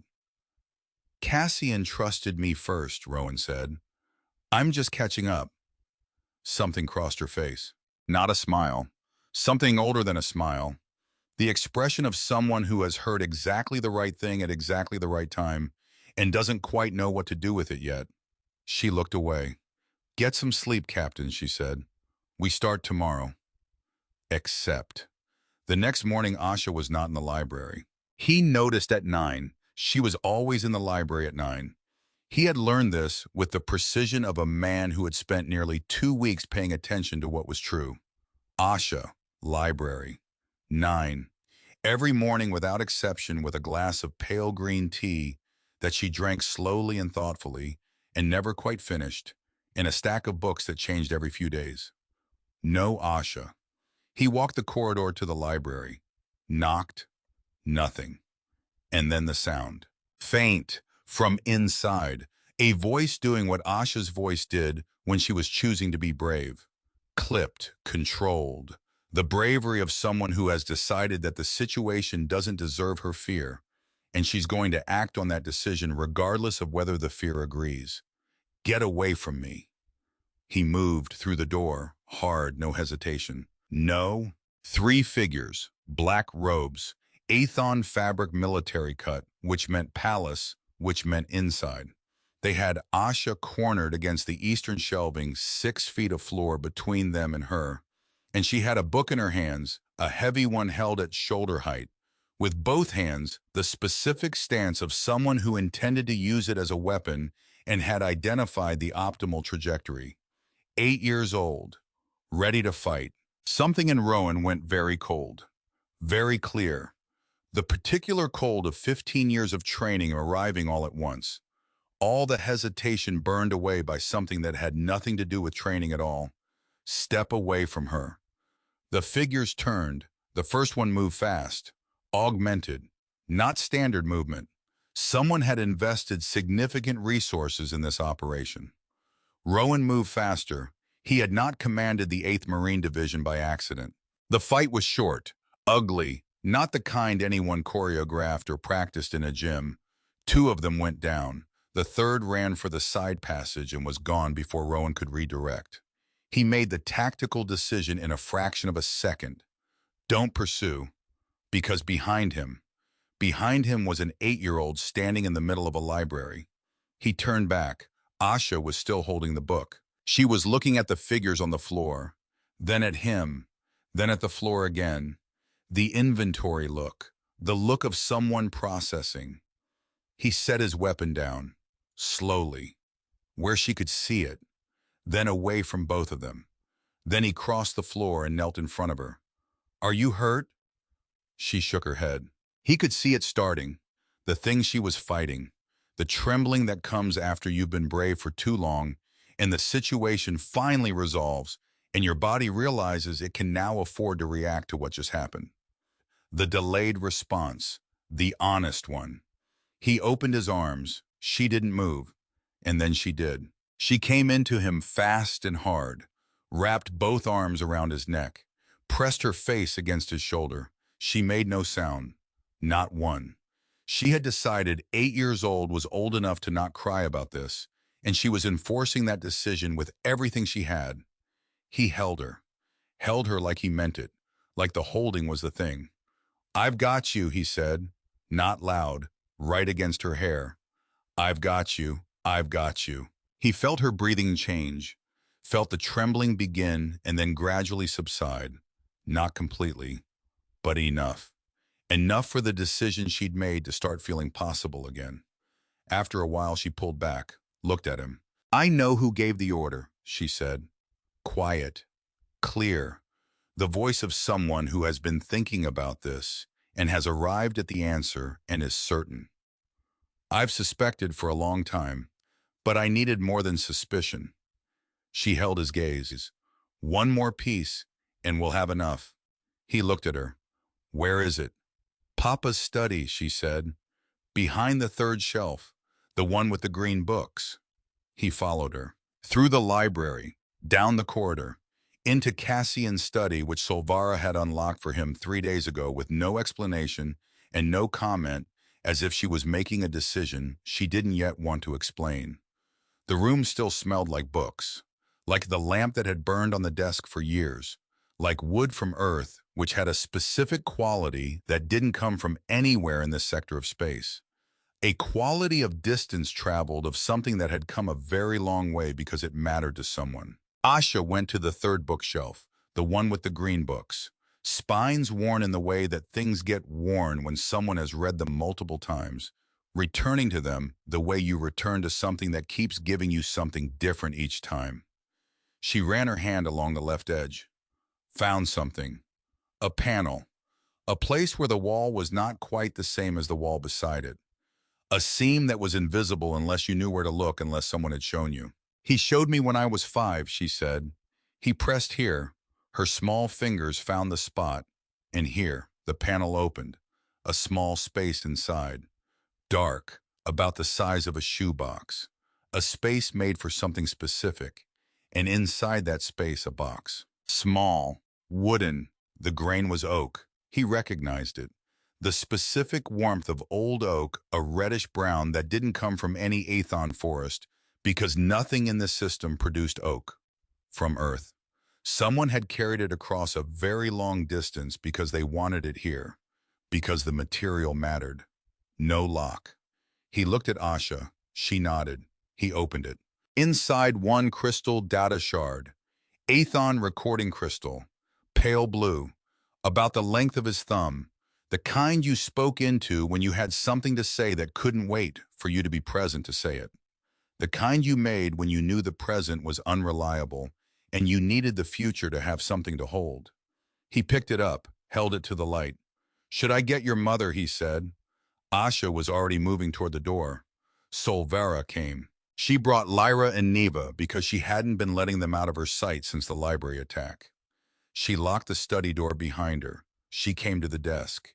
He held up the crystal. She took it. Her hand didn't tremble. He noticed that. She had made a decision about how she was going to do this, and she was doing it. She placed the crystal in the reader on the desk. She pressed play. Silence. Long enough that he thought it hadn't worked. Long enough to doubt. And then, a voice. Deep, warm, tired in the particular way of someone who has been tired for a long time and has made peace with that fact. The voice of a man speaking quietly, late at night, to someone he loved, someone he was speaking to from across a distance he couldn't close. "My beloved, if you are hearing this, I am gone." Solvara made a small sound, one small sound, then nothing. "I am sorry. I wanted to tell you. I could not." The fewer people who knew, the safer you would all be. The fewer threads, the harder to follow. Lyra had gone completely still. She was 6 years old. She was holding very still in the way that 6-year-olds hold still when they are trying to hear something over the sound of their own feelings. When they're trying to let something in that is too large for the space they have for it. "I have suspected for some time that Vane is moving against me. I have no proof. Only signs, reports that should reach me and do not. Allies who change their minds without explanation. Arrangements that are altered at levels I should have been consulted on and was not." Rowan watched Lyra. She knew that voice. He could see it. The recognition moving through her face the way recognition moves through someone who didn't know they were waiting for something until they heard it. 3 years old when Cassian died, she didn't have a coherent, constructed memory of him. But she had something older than memory. Something in the body that remembers what the mind doesn't have words for yet. Her eyes filled. She didn't move, didn't say anything. He crossed to her, picked her up, held her against his chest. She pressed her face into his shoulder and held on and did not make a sound. "I have made a plan. Through neutral channels, I arranged a meeting with a Terran officer, a man named Rowan Hale." Solvara turned her head, looked at Rowan. He held her gaze. "I did not know if I could trust him before we met. After we met, I knew. He is the kind of man who tells the truth when he has no advantage in doing so.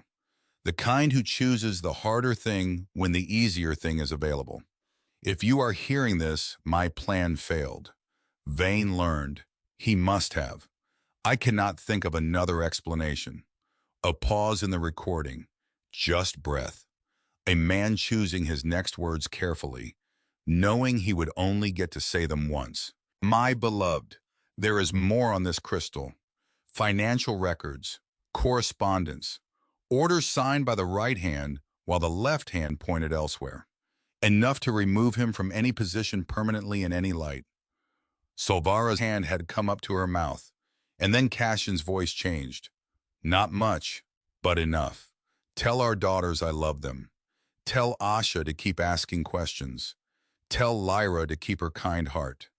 Tell Neva another pause, longer than the others. Tell Neva her father knew her, even if she does not remember him. Neva was on Rowan's other side, pressed against him, one small hand wrapped in the fabric of his jacket. She didn't understand all of it. She was 4.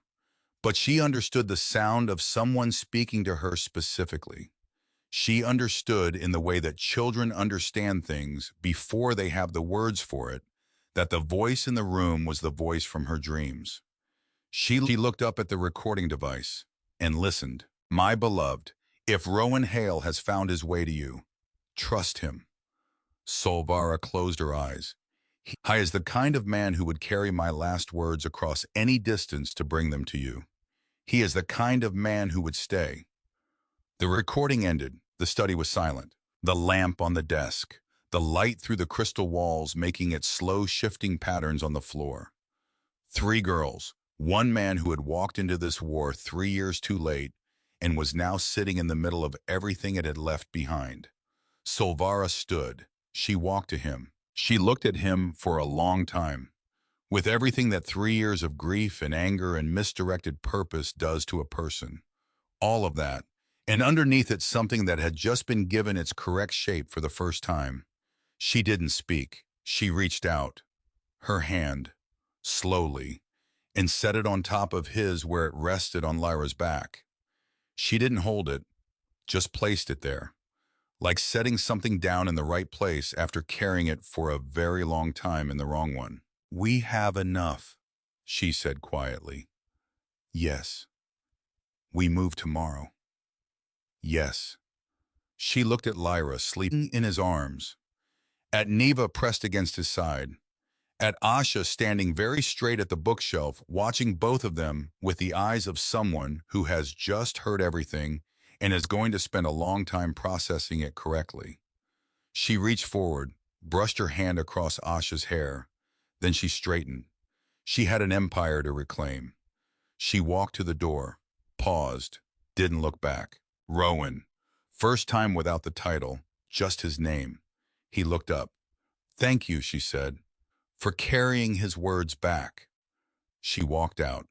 He sat in Cassian's study, with Lyra warm and asleep against his chest, with Neva's small hand in the fabric of his jacket, with Asha standing very still by the bookshelf where her father had hidden the truth 3 years ago for someone who hadn't arrived yet. He thought about a man in a mining canteen, pouring tea for a stranger, trusting the one thing he had left to trust. And he thought about how long it takes for one act of trust to travel across a war and arrive. The war room was cold, not physically. The palace kept every room at the same precise temperature regulated by systems that had been running for generations without a single degree of variation. But there was a particular kind of cold that had nothing to do with temperature. The kind that settled in a room when everyone in it understood the stakes. When every person around the table knew that the wrong word, the wrong move, the wrong timing would cost something that couldn't be recovered. That kind of cold. Rowan stood at the far end of the obsidian table. He had not been given a seat. He hadn't asked for one. He was still technically a guest in this palace. Still technically a Terran Marine captain in a room full of Ethon command staff who had reasons historical and personal and professional to distrust everything about him. He stood anyway, because Solvara had said stand there. And he had learned in the nearly 2 weeks since the warehouse that, when she said a thing, she meant exactly that thing and nothing adjacent to it. She sat at the head of the table, not in the ceremonial chair, the working chair. the one pulled close to the documents, the one that said, "This is not performance. This is business, and I intend to conduct it." Around the table, General Terran, old, solid, the kind of military loyalty that had been tested enough times in enough different ways that it had become something close to structural. Two regional governors who had served under Cassian and had, according to Solvara's assessment, remained genuinely loyal through 3 years of vain, slow consolidation. Two intelligence officers she had vetted personally over two separate conversations that Rowan had not been present for and had not asked about. And Vane, sitting with his hands folded, his silver hair pulled back, his iron eyes moving slowly around the room with the patience of a man who had been in rooms like this for 30 years and had never once been the least powerful person in any of them. Rowan watched him. Vane watched back. Neither of them looked away.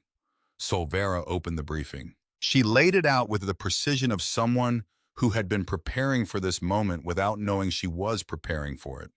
The guard rotation order, the signed authorization, the financial records on Cassian's crystal, the pattern of change reports and redirected communications going back further than the Soleth campaign.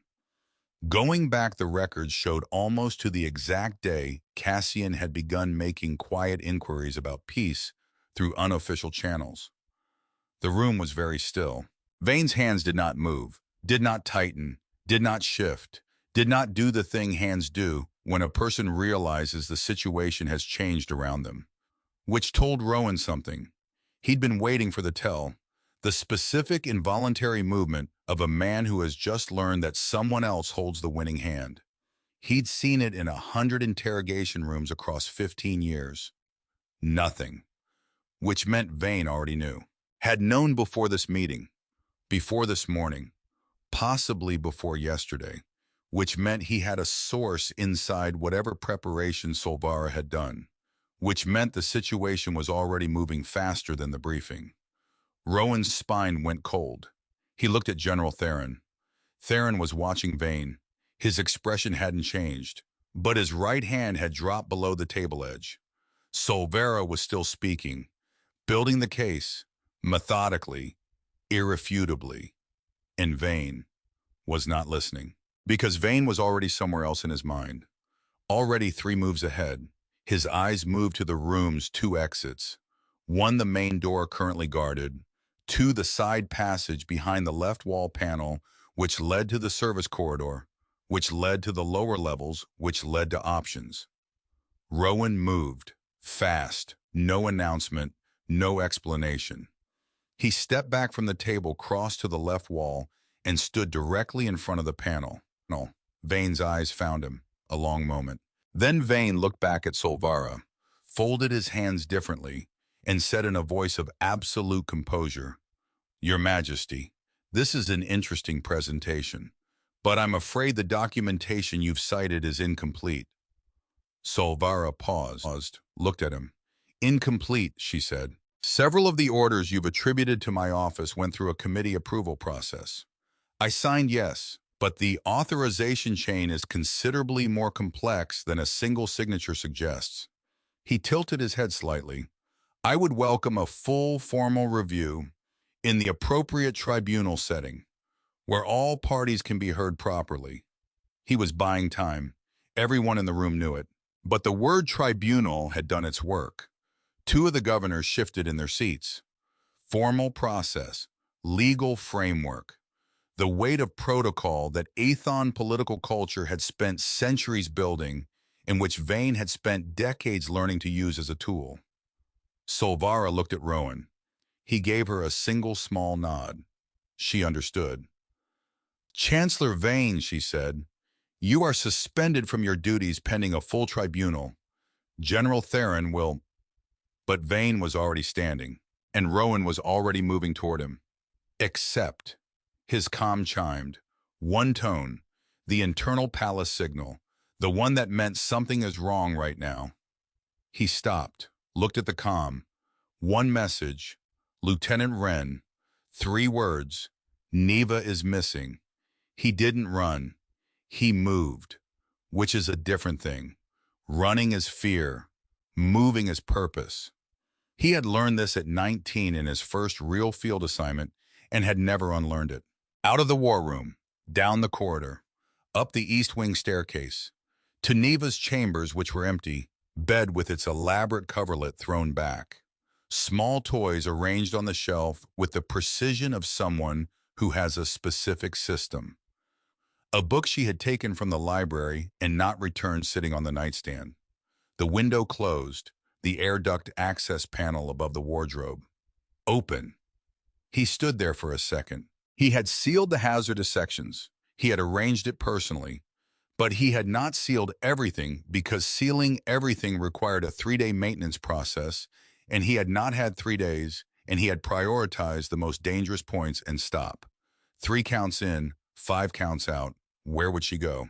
Not how, not when, not which route, where. Because Neva did not wander randomly. She moved toward things. She moved toward warmth, toward sound, toward the feeling of someone she wanted to be near, toward places that held something she was looking for. Tonight she had heard her father's voice for the first time in her waking memory. The voice from her dreams made real and present and recorded, made into something you could play again if you needed to, made into something that confirmed it had been real. Where would a 4-year-old go after hearing her father's voice for the first time and was already moving? Solvara met him at the bottom of the East Wing staircase. She was running. Her gown hem was already dirty, and she had not slowed down to care. Her eyes found his. The reflecting pool, they said it at the same time, because Cassian used to take Neva there when she was a baby. Before the war made certain kinds of movement inadvisable. Before he stopped coming home as often as he'd wanted to. The southern terrace overlooking the lower gardens, with the reflecting pool that caught the moonlight and held it. Solvara had told him this 3 days ago, casually while showing him a route through the south wing, not knowing it would matter. He had remembered. He always remembered. They went, Terran's unit behind them. Wren had appeared from somewhere and was flanking without being asked to. The whole quiet machinery of Imperial security turning over hard and fast. The southern terrace. The reflecting pool was still. Both moons up. Full. The light on the water extraordinary, and he did not look at it because on the edge of the pool, small and dark in the moonlight, was one jeweled slipper. Just one. Solvara made a sound. The specific sound of a mother whose body understands what her mind is still processing. He picked up the slipper. Cold. Damp. Recently placed. He looked across the terrace, the long sloping path, the lower gardens. Beyond the gardens, the service perimeter. Beyond that, the private launch pad. Imperial. Small. Used for maintenance vessels and departures that didn't appear on official schedules. He looked at Wren. She was already on her comm. Pad 7, she said. There's a shuttle. It's prepping for departure. He was already moving. He didn't wait for clearance. He didn't wait for Terran's unit to form up. He didn't wait for the tactical assessment. He didn't wait for anything because a 4-year-old was on a shuttle that was about to leave the ground, and waiting had a cost he wasn't willing to pay. He ran. Down the path, through the lower garden, dark and beautiful and irrelevant. Over the service fence 3 meters high, cleared without thinking about how. Down the maintenance corridor. Out onto the launch pad. The shuttle was there. Polished. Small. Private. The kind that didn't appear on official manifests because it had never been intended to. The engines were cycling. He felt it in his feet before he heard it. The deep vibration of a craft preparing to leave. He didn't think. He ran for it. The landing struts were retracting. The hull was already 5 feet off the ground. Rising, he pushed harder. His hands found the nearest strut. He caught it. Held.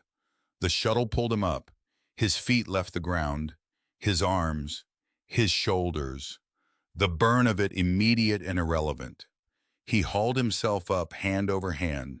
Found a panel seam. An emergency access handle recess, standard Aethon engineering. He pulled it with everything he had. The hatch gave. He swung through. Vane was at the controls, Of course he was. Vane did not trust other people to do things that mattered. 30 years in power had taught him, if it matters, do it yourself.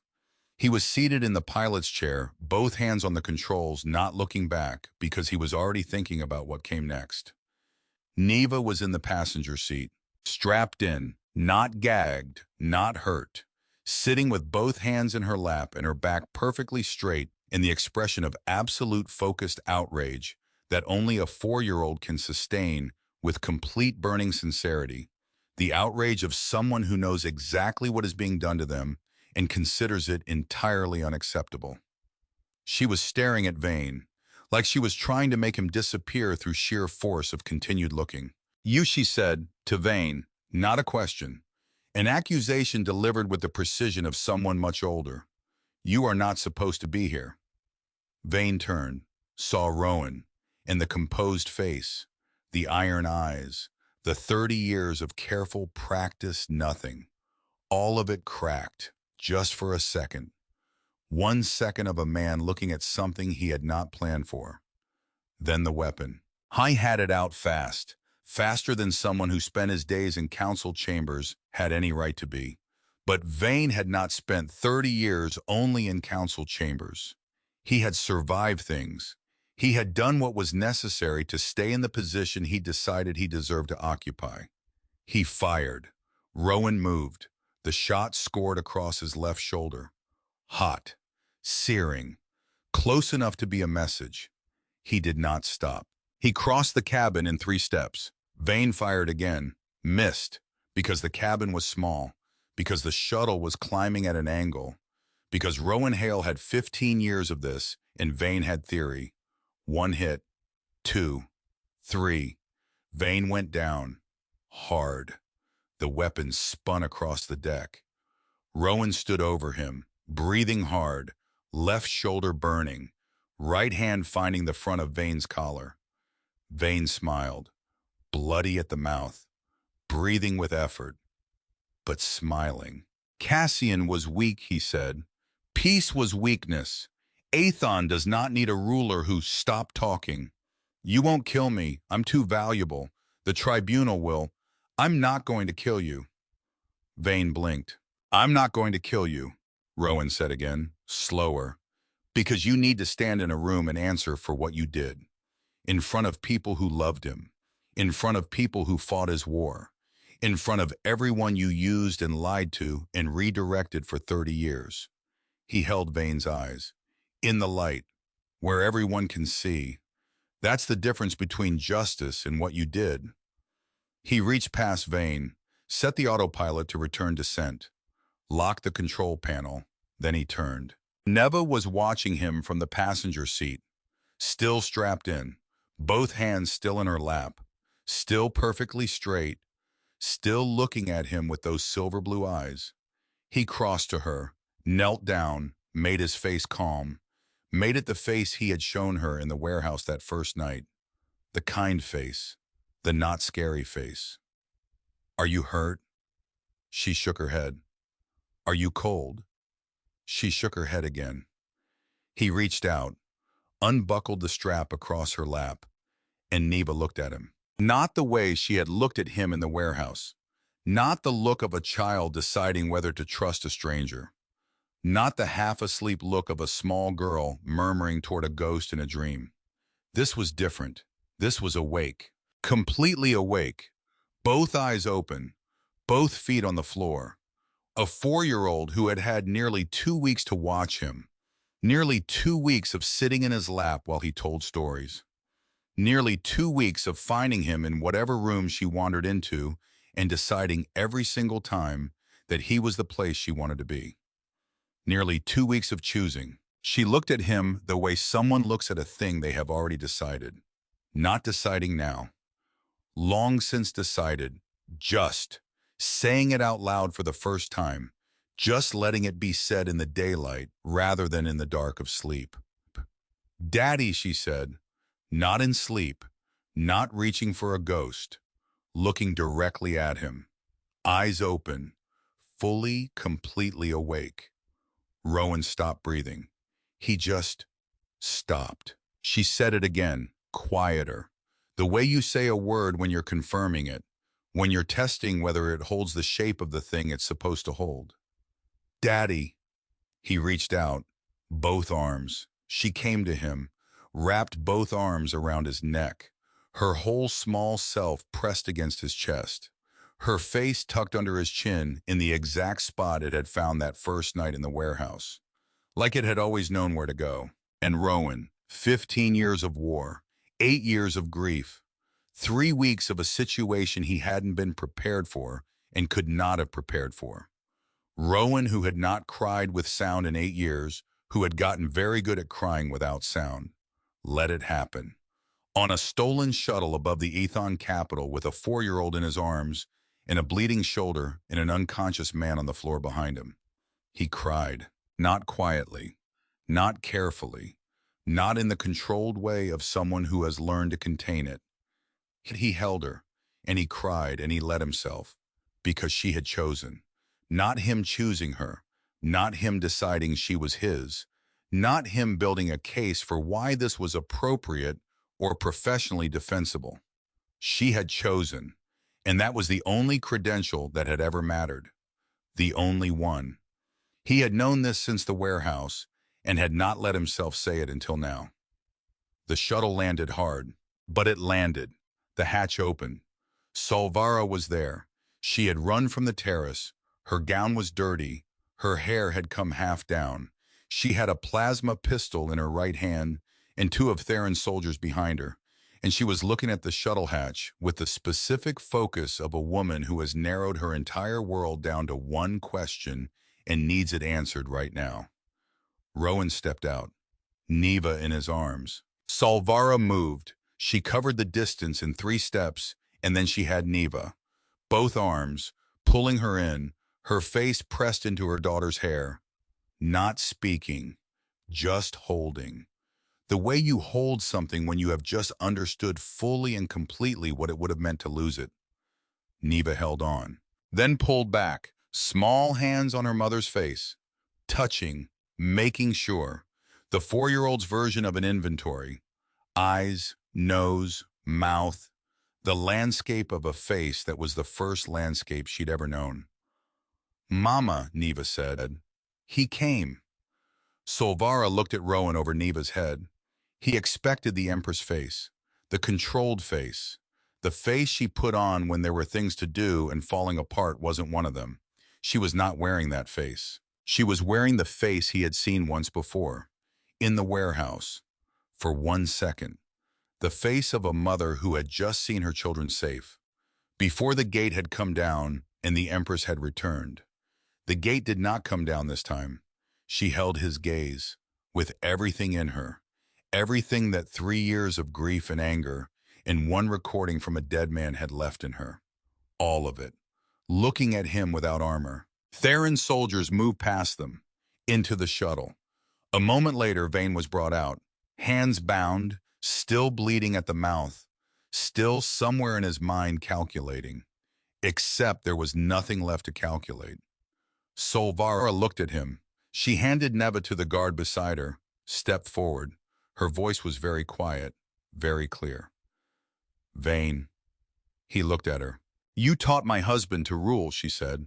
You sat at his table. You raised a glass at our wedding. You held my daughters the day each of them was born. A pause, each word placed with care. And then you killed him, because he wanted peace, because he wanted something you had decided was worth less than power. Vane said nothing. You let me spend 3 years looking in the wrong direction, she said. You let me carry the wrong grief. You let my daughters grow up believing their father died at the hands of an enemy who was following someone else's plan. Her eyes didn't waver. You took everything from them, from us, and you called it strategy. He said nothing. She stepped back.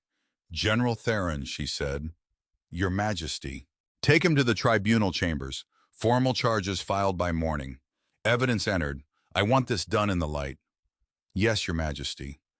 Every name on that crystal, every financial record, every signed order, all of it in the public record.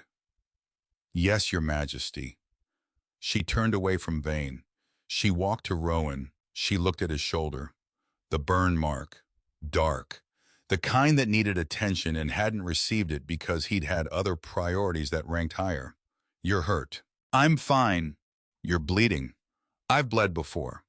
She looked at him for a long moment. I know, she said quietly. You have. And somehow those three words had more in them than they should have been able to hold. She reached out, set her hand on his uninjured arm. Just for a second. Just the weight of it. Just the warmth of contact that meant something without requiring any of the words that would have to come later when there was time for them. Thank you, she said, for going after her. He looked at Neva, held now by the guard, watching him with those silver blue eyes. She called me Daddy, he said. He hadn't meant to say it out loud. It came out anyway. Solvara was quiet for a moment. Then, I know, she said. I heard. She looked at her daughter, at him, at the space between them, which was both very small and something that had not yet been properly crossed. We should talk, she said. Yes. Not tonight. No. She nodded once. She walked back to Neva, took her, held her again, and walked toward the palace with her daughter in her arms, the way she had been carrying her in her mind all night, the way she would carry the memory of this evening for the rest of her life. Rowan stood on the launch pad, bleeding shoulder, 2 moons above, watching an empress carry her daughter home through gardens that were lit, now all lit, every lamp burning against the dark. Wren appeared at his elbow. You need medical attention. In a minute. Rowan. In a minute, Sable.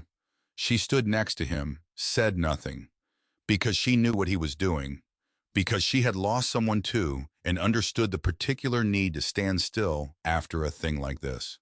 To let the world be solid under your feet for a moment before you trust it again. He stood there and thought it worked. Not in the tactical sense, in the other sense. The one where you do the thing that needed doing and it works out and the people you were protecting are still standing. Which hadn't always been the case, which was not guaranteed, which was this time enough. The tribunal took 3 weeks. Not because the evidence was unclear, because procedure matters, because Solvara had been right from the beginning that this needed to happen in the open, in the light, where everyone could see it and no one could later claim they hadn't. The crystal played. Cashin's voice in the tribunal chamber in front of the full Ethon Council and the Joint Diplomatic Assembly and the cameras that broadcast to every connected system in House Athon's reach. His voice, naming Vane, describing what he'd suspected, what he'd known, what he'd arranged through back channels and quiet trust and an oak box from Earth to leave behind. Vane sat and listened to his dead student, to the voice of the man he had killed, and for the first time in 30 years, he had no answer, no strategy, no move to make, no thread to pull. The verdict took 4 hours. Life, no title, no property, no legacy, just accountability for as long as accountability could be applied. When the session closed, Solvara walked out of the tribunal chamber and kept walking until she reached Cassian's study. She closed the door. She sat in his chair. She did not come out for an hour. Rowan left her alone. He sat in the corridor outside with Asha on one side and Lyra on the other and Neva in his lap. Nobody talked much. There wasn't much to say. Sometimes the right thing is to just be near someone while they do what they need to do. Sometimes presence is the whole of what's required. After an hour, the door opened. She looked different. Not younger, not lighter exactly, something else.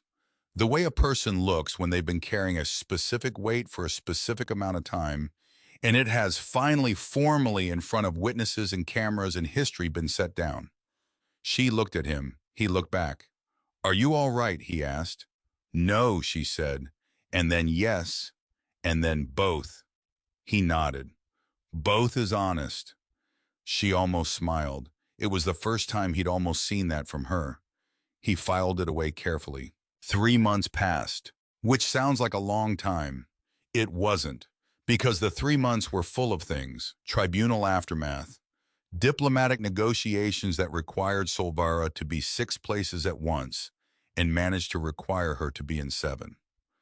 The slow and complicated work of dismantling 30 years of quiet influence, identifying which structures Vane had built that were worth keeping and which ones needed to come down to the foundation.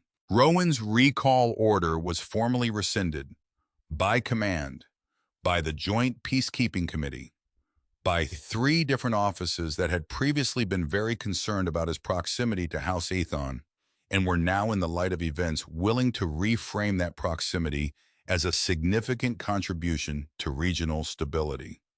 He was assigned to the Aethon Palace as a permanent liaison, which was a bureaucratic way of describing something that had already happened long before anyone put paperwork to it. He had breakfast with the girls every morning. He read to Neva every night. He continued failing to stop Neva from using the air ducts, but had successfully mapped and secured every structural hazard in the network, which meant her routes were now, if not authorized, at least survivable. He chose to call this a reasonable outcome. He argued with Asha about military history 3 times a week. She was getting better at it faster than he'd expected. He stopped letting her win when she was wrong. He found she was right more often than not anyway. Once he told her, she became insufferable about it for approximately 4 days, then returned to her normal approach, which was to simply be right without requiring acknowledgement. Hai and Lyra finished their first braided loaf together. They made 3, gave 1 to the kitchen staff, who received it with the gravity of people understanding that this was significant, kept 1, and Lyra wrapped the 3rd one very carefully in cloth and carried it down the corridor herself and put it on Solvara's desk with no explanation. Solvara ate the entire thing. She came to the kitchens the next morning, stood in the doorway. Lyra looked up from the step stool with the expression of someone whose plan has just completed its final phase. "Mama," she said, like she'd been expecting this. "I want to learn," Solvara said. Lyra handed her an apron. Rowan watched from the doorway, said nothing, turned around and walked away. Because some things don't need a witness. Some things are exactly right when they happen between exactly the people they're happening between, and anyone else is just in the way. He found her in the garden 3 weeks before the wedding. He'd been looking for a different route through the East Wing, which was completely true and also not entirely why he was in the garden. He was in the garden because she was sometimes in the garden in the late afternoon, and he had started knowing where she was without meaning to, without planning to. He had noticed this and had stopped pretending it wasn't happening. She was standing at the reflecting pool, looking at the moons, both visible tonight, full.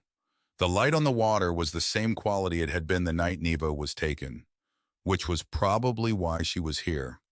The kind of place you return to when you want to look at the version of yourself that existed before you knew what was about to happen. He stood beside her, didn't announce himself, didn't need to. She knew he was there. She always knew. "Are you frightened?" she asked. Not of the wedding. He understood what she was asking. Of getting it wrong, maybe, he said. Of not being enough. For them. For all of you. She was quiet for a moment. Cassian wasn't always enough either, she said. He was sometimes impatient, sometimes wrong, sometimes absent in the way that people with too much to carry are absent even when they're present in the room. She paused. He was enough, though, in the ways that counted. She looked at Rowan. "You already know which ways those are."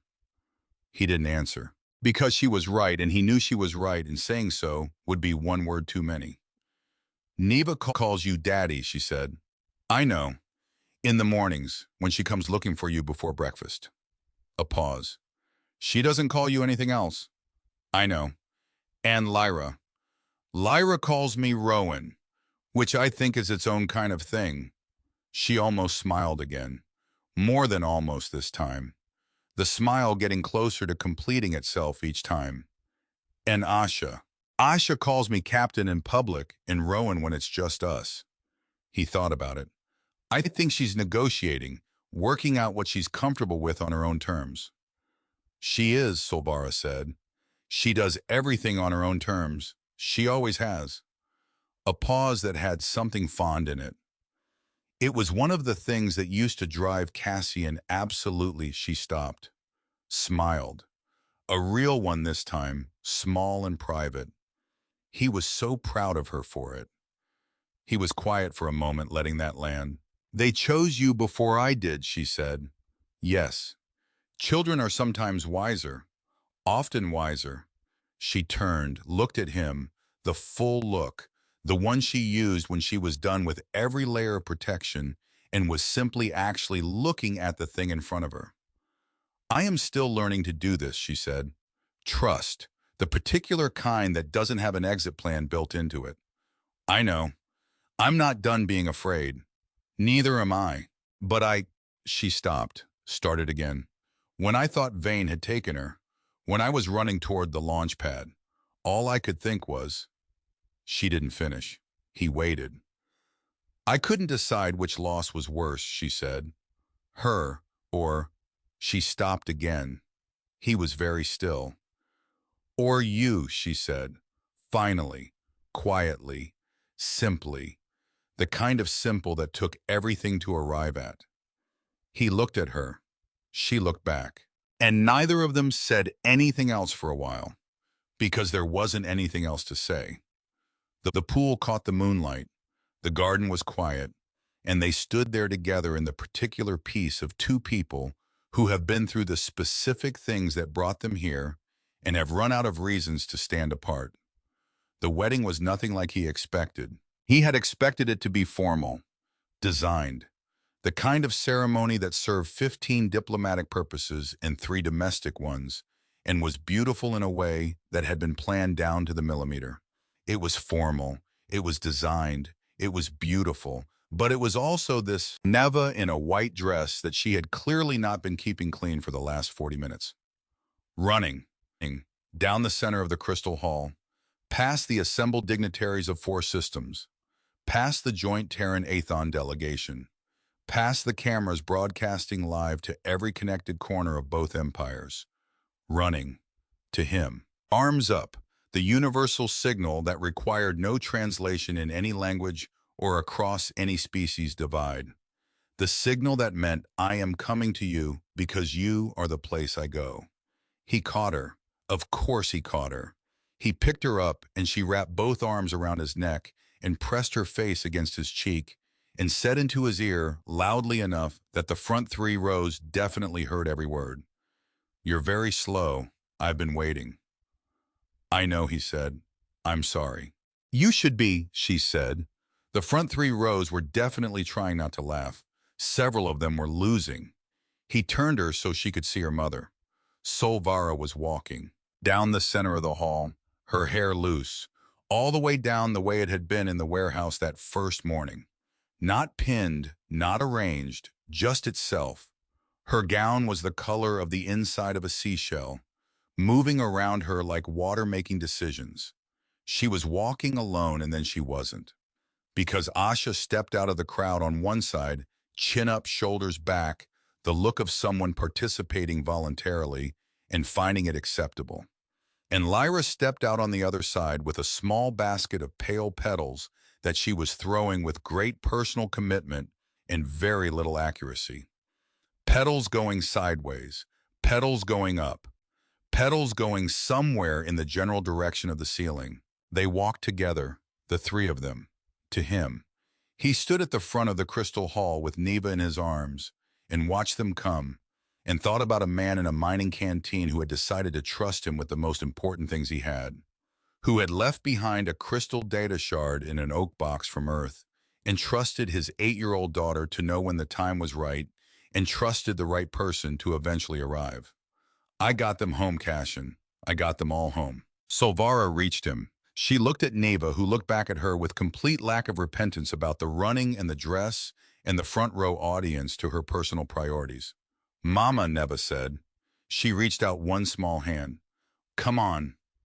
Solvara took her daughter's hand, and then with her other hand she touched Rowan's face, palm against his jaw, looking at him the way she had at the pool, without armor, without the gate, without anything between them. She kissed him. The Crystal Hall erupted. 15 diplomatic delegations, the Joint Peacekeeping Committee, every member of the Aethon Council, the cameras broadcasting live to every connected system in two empires, all of them, at once. And Neva, from somewhere between their faces, said finally. The night was quiet. After, after everything after the dinner that lasted 4 hours, because 4 hours was apparently the minimum for this scale of diplomatic event. After the toast, which he mostly didn't remember. After the speeches, which he absolutely didn't remember. After Asha had delivered the most composed and precise 3-sentence address of any 8-year-old in recorded history, and received a standing ovation that she accepted with a single gracious nod that said, "Yes, I know this is as it should be." After all 3 girls were in their beds, he stood at the crystal window, their window now, this room, the capital stretched below, both moons above bright and full, the gardens dark and silver in their light. He thought about Mara. He let himself. Not the way it used to happen. Not the grief ambush. Not the thing that arrived without warning and stayed too long. Something different. Something he'd been working toward without knowing he was working toward it. Something that had been becoming possible over the past weeks without announcing itself. I thought about her in the kitchen, singing to herself. The particular off-key confidence of someone who didn't care whether they were good at it, because they were singing, because they wanted to, not because anyone was listening. The way she laughed, which was never careful, always exactly as large as the thing that caused it, never contained by what was appropriate. He thought about what she would say, if she could see this room, these moons, the 3 small girls asleep in the palace they all now shared. She would say something irreverent. She would say something that made him feel ridiculous for being solemn about it, because she always found a way to locate the absurdity in its solemnity and name it affectionately. She would say, "Rowan, you are standing at a window in an alien crystal palace, having just married an empress, and you still look like you're preparing for a tactical briefing." He almost laughed. She would say, "I told you there was something on the other side of all this. I told you." She had not told him. She had not been there to tell him. She had been gone for 8 years and had no way of telling him anything. But he thought maybe. In the way that people you've loved stay with you, in the way they become part of how you think, how you recognize things, how you know when something is worth choosing. Maybe she had been telling him, the whole time, all along. He pressed his hand flat against the cold crystal. "Thank you," he said, quiet, to the window, to the moons, to whatever part of the universe still held the shape of her. "Thank you for not keeping me, for letting me go this far." A pause. "She's extraordinary," he said. "You would have liked her." Another pause. "They all would have driven you crazy. You would have loved every second of it." The moons were very bright. Solvara came up behind him. He heard her, felt her presence before she touched him. She slid her arms around his waist, pressed her forehead between his shoulder blades, just stood there, behind him, holding on. He put his hands over hers, said nothing. She said nothing. They stood at the crystal window with the city below them and the moons above, and 3 small girls asleep somewhere in the palace behind them. A former enemy soldier and an empress who had spent 3 years looking for him with the wrong intent and found him in an abandoned warehouse with her daughters sleeping against his chest. He had not built this. He had not earned it exactly. Not the way you earn things through specific effort toward a specific goal. I had just said yes to a cold night in a warehouse, said yes to staying one more day, said yes again and again until the staying had become his life and the life had become this. The moons moved, slow, patient, the way everything moves when you stop trying to outrun it. He thought 15 years learning how to leave. And the whole time, this, waiting. On the other side of a war he hadn't started and couldn't have ended alone, and had finally, after everything, survived. Not intact, not unchanged, not without damage in places he was still mapping and would continue mapping for a long time, but alive. present, here. He turned, pulled her in, arms around her face against his neck. Outside, the crystal capital glowed. Inside, somewhere down the corridor, a 4-year-old was almost certainly awake and in an air duct and completely at peace with this decision.